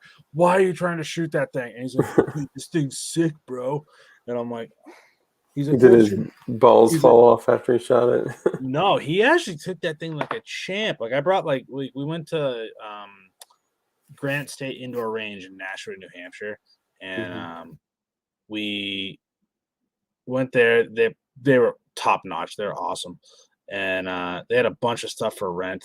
But I brought my guns. Some others that actually had guns brought. I brought like my Tech 9. I brought I love my Keltec SU-16. That is like my Life and Liberty rifle. That thing is dope. Does the stock underfold or is it fixed? It does fold, but I have the California model, so I just have a full length stock. I don't have the one that goes under the mag well. But that's I brought, super dope, and you can fit mags inside the stock. That's dope. Dude, Keltec is making some dope stuff, man. You But know anyway, that's a bipod. The handguard is a bipod, right? Yeah, yep. Okay, just making sure. A lot of people don't know that. Yeah, I don't like the bipod on that. I don't think it's effective. I think it kind of sucks. Yeah, me either. The idea, though. Yeah. Like, bad execution. If they made it with like an Atlas bipod legs. Oh, look at that. We got Zach Carr in the chat. What's up, brother? What's up, brother? We were just showing off all your incredible work to the folks. Look at that. I've been on the forklift all night. Are you rocking your ski mask on the forklift? I got your here, Zach. Yeah, I'm kind of jealous you guys got ski masks. What is this? Right. Oh, right there. There's a ski mask. Yeah, I wasn't expecting it. It was like a random act of kindness. I think he was just trying to get my business to do my patches. That's what I think that was. Yeah. I'm just kind of hurt, like I'm hurt that, John Crump has been, dodging me to come on my show, and, Kevin Dixie. Yeah. Well, no, Kevin Dixie, he's a busy man. Okay. I have his personal cell phone number. I can call him whenever I want. I've never called him. I've only texted him once, like, hey, do you want to this is how much I love people like in the YouTube and like influencer side. They're there to talk you up. So he's like, yeah, no problem, dude. I'll come on the show. And I was having him and Tony Simon on. So this is when I told you he gave me like a TED talk after. And he's like, no, listen here, man. Don't you ever hit someone up and be like, hey, I really appreciate it. He's like, no, you'd be like, listen, motherfucker, when you coming on the stream? I'm like, yeah. And I'm like, yeah, Kevin. No, definitely. Then he's like, now you're gonna come get your ass to train and learn. You're gonna learn. And like when we did the show, we went on for like another hour of him just like saying, you gotta do this, and like he's hyping me up, and I'm like, yeah, haven't signed up for train and learn yet, and I still need to. So, oh man, Kevin, if So, you're out there listening, I'm just waiting on some checks to clear. I'm gonna do it. I know, like, don't hate me. You know, we gotta hang out. I've invited this thing. No one wants to come to Massachusetts because like, oh, F that state. So it's like, you know, I yeah, don't see a lot of I'd come people. out there because I have no problem. Yeah, and Yeah, ironically, Guns and Gadgets is he's he's probably out there. he's about an hour from me. We've never actually hung out. Like I met him at range. I met him twice. Once at a 2A rally, and I fanboyed out. I was like a total mark, and I was like, hi, Jared. My name's Joe. And he's like, hey, and he was like, and like he's like the chillest dude ever. Like such a humble person. And he's like, oh hey, what's up, man? And like I gave him my card like a schmuck, and then just walked away. I'm like, oh god. Wow. And then I saw him at range day, and I like we kind of like hit it off a little bit. I'm like, hey man, my bad if I seem kind of weird. Like you're the first like big YouTuber I ever met. And he's like, yeah, dude, it's fine, don't worry about it. And but like he's actually pretty cool. I keep telling him like, dude, come down to the shop, and I kind of been bullying him to come down. And he hasn't come down yet. He's a good But, dude, though. He seems seems like an awesome mofo. I actually, oh, what's up, Zalpaw? What's up, brother? I only met him one time. We were on a stream together, but yeah, he seems like an awesome dude. Just so everybody knows, we already got the yellow dollar sign. It probably happened a while back. I don't want to say the word, but it's when the stream is demonstratized. Because if you say the word, then they're just going to do it. You know, really? anyway. Is that how that goes? I have a feeling that their algorithm will pick it up if you say stuff like that. What's up, brother bear? Yeah, like I noticed that when we are using the word, I think that the YouTube algorithm literally is like, okay, then you guys must be discussing things that are against terms of services, yank, and then they give you the yellow dollar sign, which means demon, right?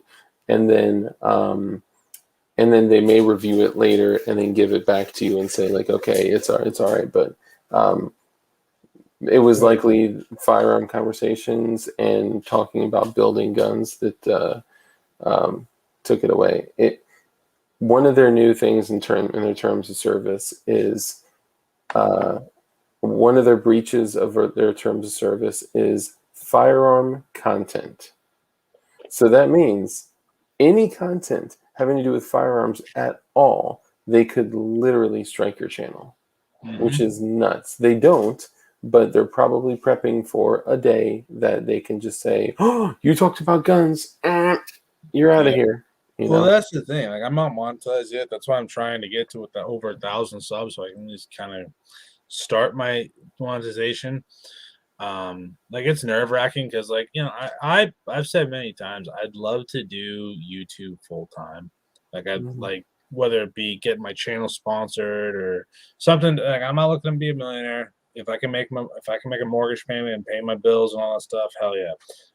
It's the creativity that I love, the making my own, like, you know, making content. It's fun. Like I enjoy it. Like, yeah, editing sucks sometimes just because it's like, oh my god, it takes forever. But like I generally like I love this. Like I love gunsmithing, but the fact that I can do stuff where my creativity can be, there's no glass ceiling. It like just it goes as high as I want it to go. It'd be the best. You know, just I'd love to do it, and it's working with great companies and stuff like that. And you know, that's why I've been trying to really just push as hard as I can. You know, like I know it's not going to happen overnight. My brain wants it to happen overnight. I'd love to be an overnight sensation, and you know, I make one video and I'm over 100,000 subscribers. But I know that's not going to happen. It could. You never know. A video could really take off. But Yeah. you know, like that's what I'd love to do. Like, you know, just hey, what do you do for a living? Oh, I'm a firearms content creator on YouTube. I do this, this, and this. You know, this is what I kind of gear towards, and then it that would be the best. And like certain people, I've talked to Flying Rich. He's like, I cringe when I hear that, but then again, it's like don't let people tell you you can't do it. You know. Yeah. I mean, that if that's what you want, man, then keep doing what you're doing. The funny thing is though is that well, Martin Kaminsky, we'll touch on that in a minute. The funny thing is though is like a lot of people kind of say like hello perpetrators, what did I miss? Rick Marshall, what's up? We just had Firearms Unknown on the other day. That was dope. But so the overnight success thing, right? Like, how much time and energy and money and everything do you think you've put into your channel? Like, Uh, how long have you been doing it? I've been doing it for 3 years, and I probably put about 25, 30 hours a week for my day job. And then, and money, I don't know. Probably if it comes to buying, because I buy all my own guns, I buy all my own ammo, I buy all my own equipment. Occasionally I get like a company that will send me something to review. It's like, oh, sweet, cool. And like, I'm very appreciative. And that's the thing. When companies like that would send me, like, I'm not saying like, oh, dude, I have all this stuff, all these companies sending me this product. I don't. So like when someone like wants to send me product for review and I don't have to put more money that I'm already putting in, it's like, cool. And I develop almost like a loyalty to certain companies. It's like, dude, like you trust me enough to send this. So like I'm like that with people too. Like I've said it to many times. Like Hank Strange had me on his show when I was at like 100 something subs. And I was like, yo, like I was on cloud 9.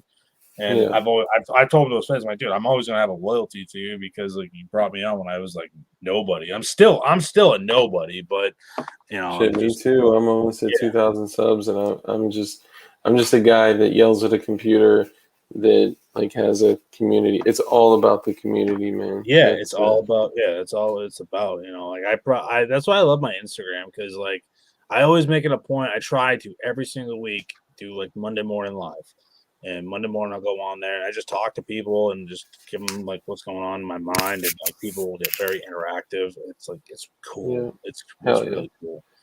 Well, the thing is like you put all that time and energy and effort, and I mean time you will never get back, right? Time you could be spending with your family, doing work. Like I always say, like if I stopped doing what I'm doing with streaming, with shows, with video drops and all that, and put that time, energy, and effort, or even investment into my like primary business, if it were about money, I'd make way more money.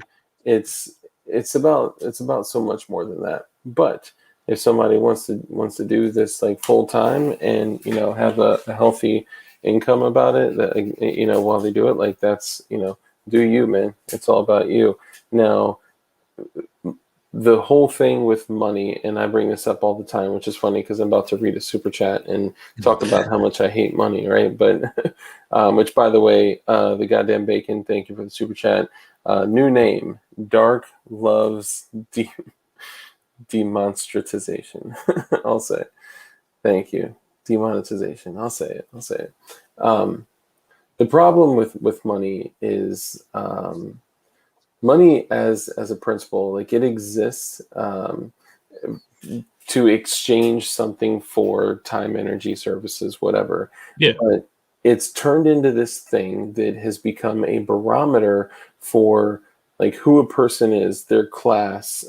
It clouds people so much to the point where people are literally right now sucking dick under a bridge for money. Like it's terrible what it's done to us in our community, and the manipulation of the country that's coming along with it. And I will say live, like on here, and I've said it 100 times, I hate money. I hate money. But at the same time, I also completely understand that I am in a system that uses money, and I am bound to, if I would like to eat, drink, live, feed my daughter, and clothe my daughter, and take care of my wife, and all that, like like I am bound to use that monetary system whether I like it or not, and it is what it is. But I hate what banks have done to the country. I hate what credit has done to the country, and I hate that people are judged by money and all that as a barometer. But I digress. What I was getting at with all that was that the whole overnight success thing is that, let's say you make a video tomorrow, feet under a bridge, yeah. Let's say you make a video tomorrow and it goes viral and it blows up and it's out there, 250 million views, and your channel like blows up, hundreds and hundreds of thousands of subscribers. It's not truly an overnight success because you put the work in, right? Yeah. Like, you've put so much time, energy, effort, and money into your channel. And I think a lot of people get it twisted that like they come in and they do something for a month or 3 months, 6 months, 12 months, and they're like, damn, like, I'm not like at whatever point their expectations, were set at. But you just got to keep doing it. Like, this channel was started with 3 people, and the only difference between them and me is they stopped streaming every Tuesday, Thursday, and Saturday at 9:30, and I kept streaming every Tuesday, Thursday, and Saturday at 9:30. Nothing against them. I love them. I love both of them, and it's just Yeah. it happens. Yeah, and that's the thing. Like we were talking earlier before we went live. I'm like, dude, I'm getting burnt out. Like, doing my podcast is awesome. Hopping on a stream is awesome, but it's just like getting down to it's like, all right, I have right now in my head probably 10 videos I have to make. First, finding the time after I work 2 jobs, hanging out with my wife, doing my normal stuff as an adult.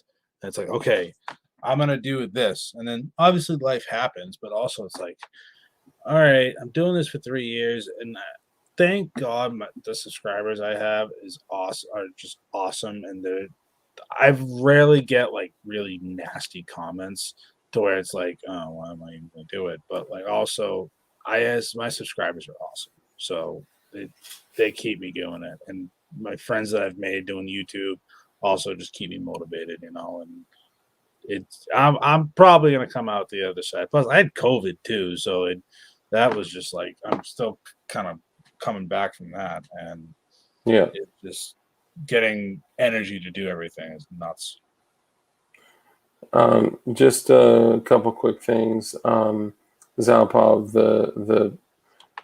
said, but for reasons why they stopped.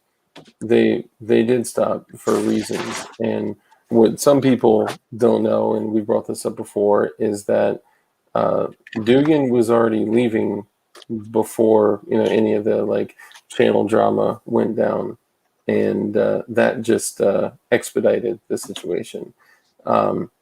Anything else, like, and I'm not saying anything negative about Light. Like, I love Light and I want to support him through what he's going through, and he's going through a divorce and challenges with his family, and we all have reasons, right? We all have any reason could be good enough to stop doing something.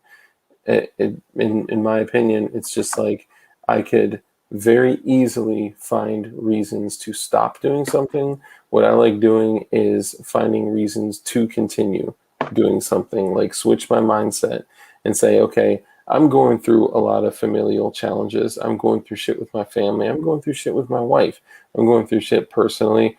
I just found out today that one of my best friends died yesterday, and it was likely a heroin overdose. And that shit sucks, man. It's like I haven't cried in like a decade. I've cried like once in the last decade, except for today, because it's you're always going to have reasons. And there's 2 things I look at when you're faced with something like this.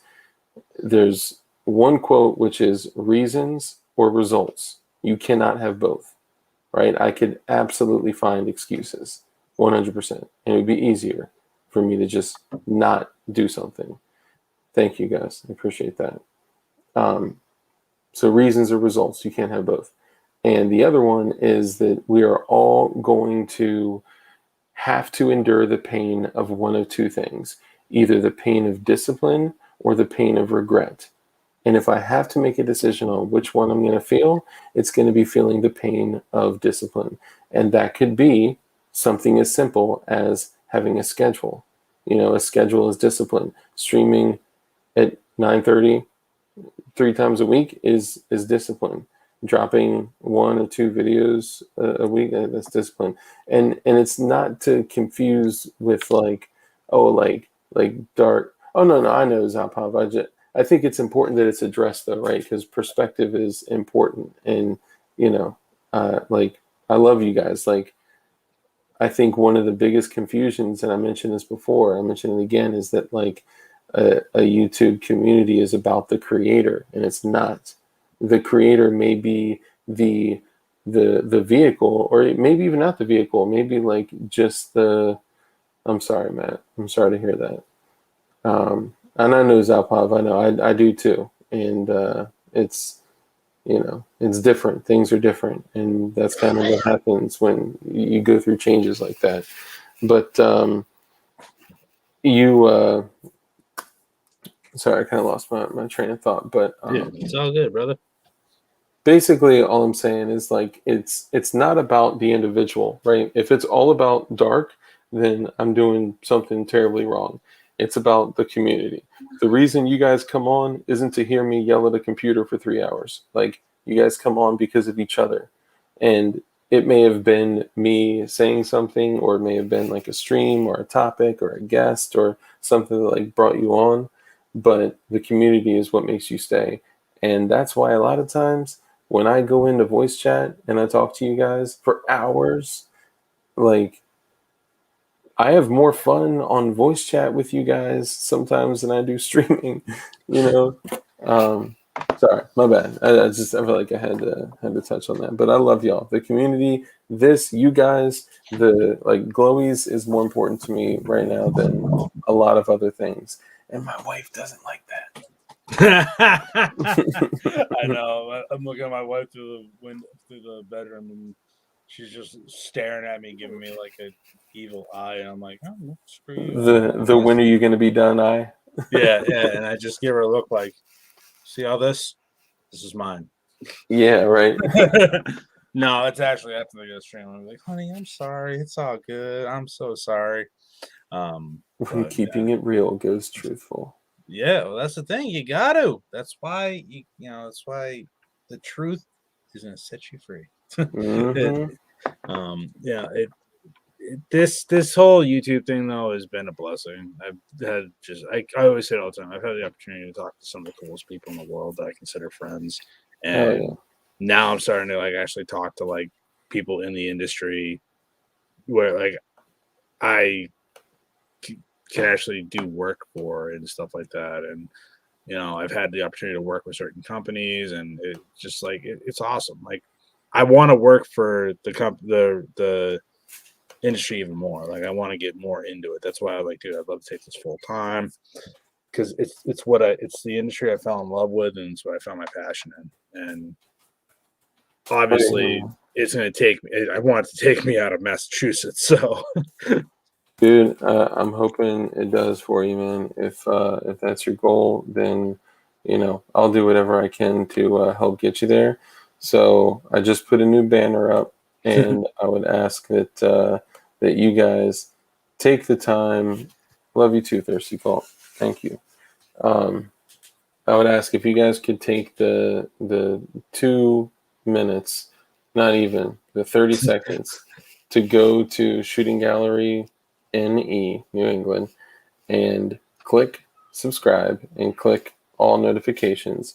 It would be very, very important to me, to him, to us, because he's part of the community. Like, it's like us, Crump, Flying Rich, Kevin Dixie, Hank Strange, like 28EDU. Like, we're all in the same community. So let's make sure. Thank you, Dean. I appreciate that. Dean's. thank you so much, Dean. Appreciate that, brother. Oh yeah. And I appreciate it all, man. Dude, honestly, just having me on the show, I really, I thought for a while you were just dodging me. I was like, you have Flying Rich on all the time. You have these people on. We're in a group text. Like, how does this Yeah. work?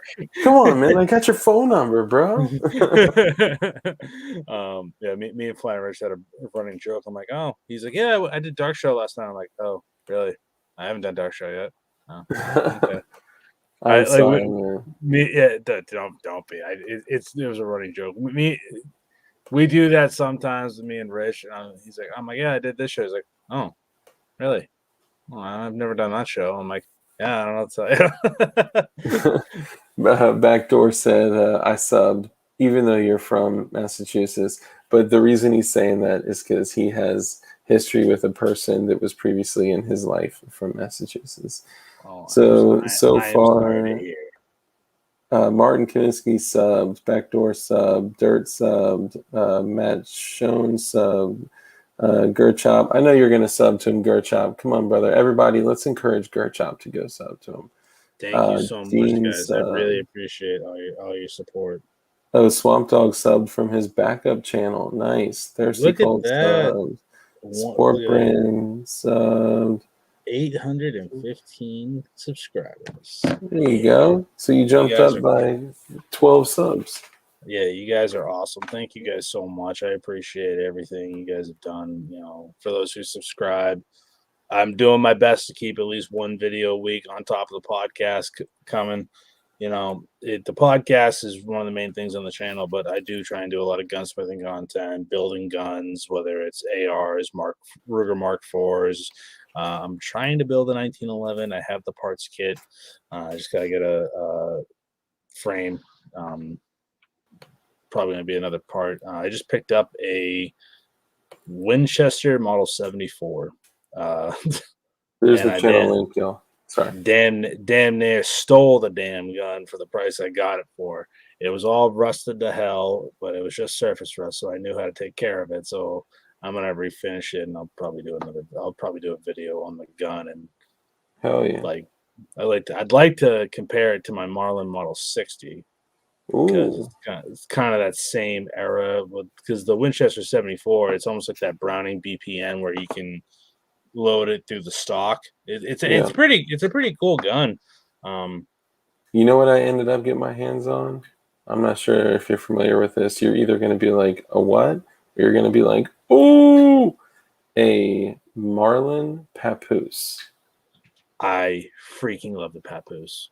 Isn't it crazy? The original takedown, right? Oh man, I've always wanted a Papoose. Those guns are just so interesting, man. They are so practical. It's what the 1022 pretty much was based off of. Well, the 1022 they stole the takedown from the Marlin Papoose. They did. They made it much easier for a takedown 22. Yeah, which I will say, screwing a thread cap down is way easier than trying to hold the bolt back. And the first time I did that, I was like, all right, what am I doing here? I don't know what I'm doing. Once you do it, it's like, okay, that's easy. Yeah. So what I'd like to see people do, I don't know if they still do it, but with the Papoose, you can actually make that barrel integrally suppressed barrel. Nice. I could see that. It's so easy because all you got to do is just drill it out on the barrel and then put a sleeve over it, and it still works out that way. I think Chad from Iraq Veteran 88 did one. So I don't know if it was a Papoose, but I know he did some type of takedown rifle that was integrally suppressed. I kind of got a few guns that. Oh damn! Check out your subs now, player. Actually, hold on. I'll screen share it. Holy shit! Look at that! Oh my god! Look at that! Yeah, dude! All of you guys in the chat are amazing. Thank you guys so much. 821. This is so dope. Dude, you guys are awesome. That's freaking epic. Dude, best community in the world, man. I'm super. So let me back up. I'm sure you have an excellent community too. Not to take anything away from that. That's the thing. All of our communities overlap. A lot of people. I know, overlap. Right? I've seen Sport Brand on my podcast live chats. Texas Bullet that was in here earlier. Cody always comes in. Like, like, dude, everyone just kind of overlaps, and you guys are awesome. That's 20 feds. I'm not a Fed. I'm not like CRS or John Ooh. or Dark. The I've actually Dark. never. Yeah, I've never actually spoken to CRS. Ironically, Really? yeah, he came in and pirated on my 100th episode, and Oh, that's right. That's right. I remember that. yeah, when I had all those connection issues. I'm surprised this entire show I haven't had a single connection issue. I'm kind of You've been doing pretty well. You've been doing Yeah. pretty well. Like there was a few points where you froze, but your audio was still coming through like perfectly. So it's not an issue. Yeah. Let me refresh and check. Hold on. I keep refreshing on my phone. I'm like, oh hell yeah. Oh, actually, this is. Oh well, fuck it. Let's watch this. Why not? So this is the full auto M16 I was telling y'all about. This is so there's a couple things I got to hit on, and then I got to tell you the P345 story before you get off because I know your wife is probably about to throw something at you. I appreciate it, brother. Yeah, man. I don't need to see that old Navy flip flop. Just whoa. Yeah, you don't want that. Those don't feel good. So this is an Olympic Arms M16 receiver, full auto, and I helped him build out a modern 12.5-inch M4 style machine gun. He picked really weird shit and a really weird color, so don't blame me for that. I do what they ask me to do, okay? I'm not a gunsmith. I did not go to school. I'm the gunsmith up here. I'm Dark's brain smith. Now, regarding this video, it was back when smartphones and so like phone etiquette wasn't like created yet. So it's like first it's vertical, right? Yeah. And then I set the phone on its side, but it's stuck in vertical. So the whole shit is sideways. So y'all bear with me, but you'll love a very quick video from your boy Dark. So hold on.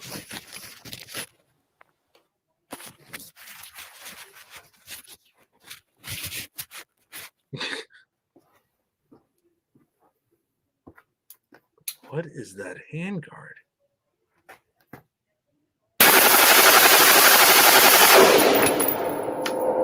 It's a Samson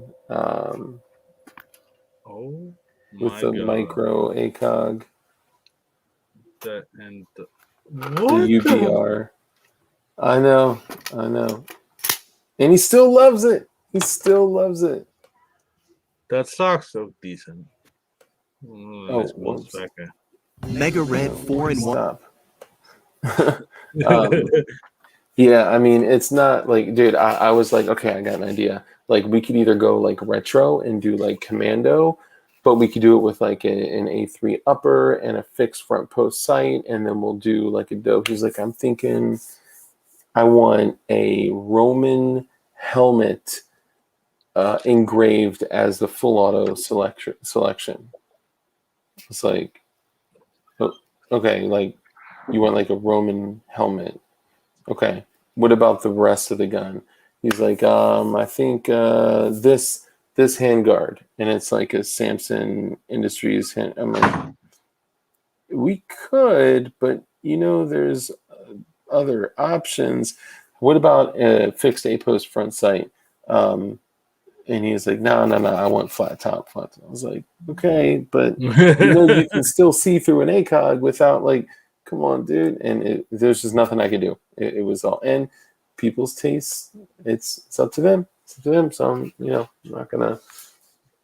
Yeah. So to each their own. But that's how I feel when people put a key mod rail on their ARs now. I'm like, can you just do M-lock? Like, you really got a key mod. Like, it makes it so much easier and so much harder for accessories with key mod. And it's like, now I got to get key mod specific. And when people bring that rail in, I'm like, I hate you. You know what's funny though? So a dude that comes to a local gun show that's in Virginia, in Long Island, Virginia, all the time. He it's had to be like 8 years ago, 10 years ago, like some when Keymod like first came out, and everyone was like going nuts over it. And then like, oh yeah, MLOC also came out, like whatever, right? I was looking for a Keymod receiver for a 10.3-inch Colt barrel, and I was like, okay, I gotta put something like dope on this. Like, how often do you come across a 10.3-inch Colt barrel, right? Yeah. It doesn't happen. And so I built a kind of like Mark 18-ish gun that's completely not a Mark 18. And I bought the handguard from the guy, and I was like, I want Keymod. And he was like, I don't have a Keymod of the rail, the Midwest Industries rail that you're looking for, but I have the M-Lock, and trust me, I promise you, this will be the future. And I was like, whatever. I just need a handguard to do a build. But dude, he was right. Like damn near a decade ago, he was right. I'm sorry, I thought I heard something fall down. Yeah, So and I thought I heard something too. Oh, there's somebody crawling through your window. I'm just kidding. Bam! Oh man. Well, I'll let you go ahead and get we'll wrap up here. Let you get any last words in, and I would love for you to do kind of closing comments, words of wisdom kind of thing, and then we'll go from there. So let all the fine people know where they can find you. Well, you guys can. I appreciate you having me on, brother. This has been an absolute blast. Oh yeah. You guys can find me on youtube.com/Shooting Gallery NE. You can also find me on Instagram, which is Shooting Gallery New England, all one word. And if you're on the TikTok, Shooting Gallery NE, we got a good community over there. But we're on Facebook, pretty much all sorts of social media, Patreon, all that stuff. So, if you guys like gunsmithing, you guys like seeing how what parts work, what's decent products for your guns. You like seeing like old 22 rifles, listening to podcasts like this. Check me out. I'd love to have you. And I just thank you for having me on, man. This has been a blast. Hell yeah, dude. It was cool having you on, getting to know you a little bit better. And I promise I didn't mean to, ignore setting up a time for you to come on. Dude, no, it's all good, man. It's all good. Now I can tell Rich that I was on your show. Hell yeah. Oh, but he's too old, so he's probably not even watching. Oh, he's sleeping. He'll watch it tomorrow. He always hits me up the next day like, dude, yeah, it's funny. So P345 story. All right. I was almost shot by P345. Yikes. Yeah. Literally right in the stomach. And hopefully it was not self-inflicted. No.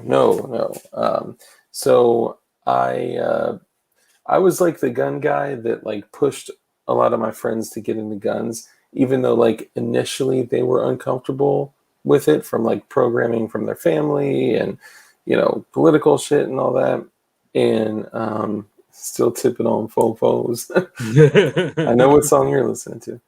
The Ruger P345, one of the aside from Glock, one of the best pistols ever made, top 10 for sure, of single stack 45 ACP. Aside from the AMT 45 backup with a 16-pound trigger. Hey, those are outstanding guns, though. Oh, they're wonderful pieces of art. And they fit in Glock holsters, just in case you guys want to know. Sad that an all steel single stack 45 is as thick as a Glock 19, but So I pushed a lot of my friends to get into guns, and I'm glad that I did, and they're still gun guys to this day. But we were all young, carrying guns, some before we were like allowed to, and we were of the belief that like just being born makes us allowed to. So we're all I was carrying at that point a Taurus PT92 and brushed chrome. Ouch. Yeah, but it was the beautiful brushed chrome one, so that makes it like extra special for some reason. No. It worked though. It worked. It actually was functional. I also had a Mac 11 that I, at times, would put a 20-round mag in and sling it under my shoulder. But we can talk under my armpit. We can talk about that later.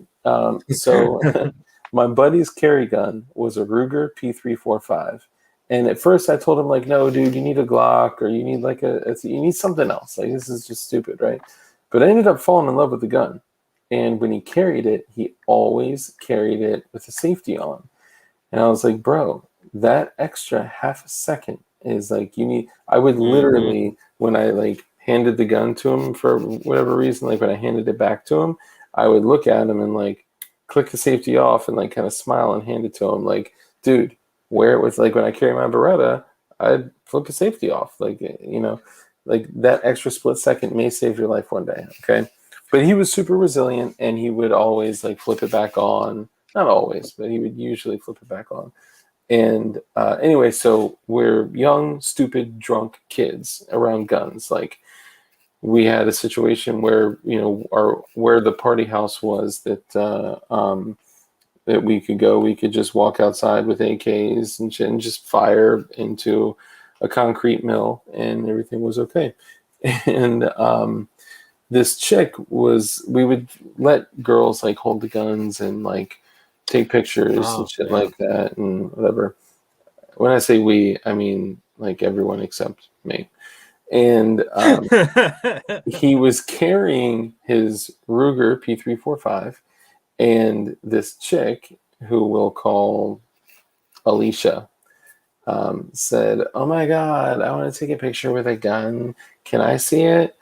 And he was like, "Yeah, sure." Takes it out of his waistband, hands it directly to her, and she's right in front of me like this. And she's like, "Oh my cool." God. What's the first thing she does? So she's pointing it directly at my gut. Didn't even have time to be like, "Oh my," like move. Like, I didn't have time to move, like nothing at all. The first thing she did was try to pull the trigger. Sorry, it was out of frame. First thing she did was like, "Oh my God." And she goes like this. Oh my God, no. And I can, dude, the feeling of that, like, oh my God, the feeling of like in my stomach and my body, and like the look in everyone's faces, seeing my boy grab that and snatch it from her. And after like everything kind of like settled, and after like I changed my pants and stuff, I was gonna say, I bet you had to change your drawers on that one. dude, 230 grain JHP would have been just like splat right in my gut, dude, which I probably would have survived it. But, you know, chicks, you know, what can we say? With all your physical conditioning, you know? Yeah, I know, right? And he turned to me and he was like, "Are you happy I had the safety on?" I said, "Dude, you have no idea." Like, oh my God, I literally would have been bleeding out right in front of them. Oh, like, yeah. and, you know, and we didn't know medical back then, like anything at all. Like, I'm actually looking back on it, I probably would have bled out and died. But yeah, it's crazy. But I will forever remember the P345. That's not the only gun I've had pointed at me, but I will forever remember that moment where 2.5 feet away from me, that muzzle flagging my stomach and just seeing the trigger go squish, squish, squish. It's like, oh, thank you for not listening to me. So, yeah, if you have any words of wisdom, you can go ahead and hit it. But we also, or anything else you want to say before we end the stream? Words of wisdom. Well, obviously, Wu-Tang Clan ain't none to F with. That's some words of wisdom. For sure. But honestly, guys, just, you know, stay safe, stay shooting, and make good decisions. Hell yeah. Now, there's one more thing. We give the honor to every guest to be able to name the stream. You get to name the stream whatever you want. Let's go with, I don't know. as crazy as you want, because we already got the yellow dollar Spit. We already got. Let's say spitting truth with a gallery. I don't know. Spittin' truth with the gallery. I love it. That's what we're gonna do. I'll actually change it right now because if I don't do it now, I'll forget.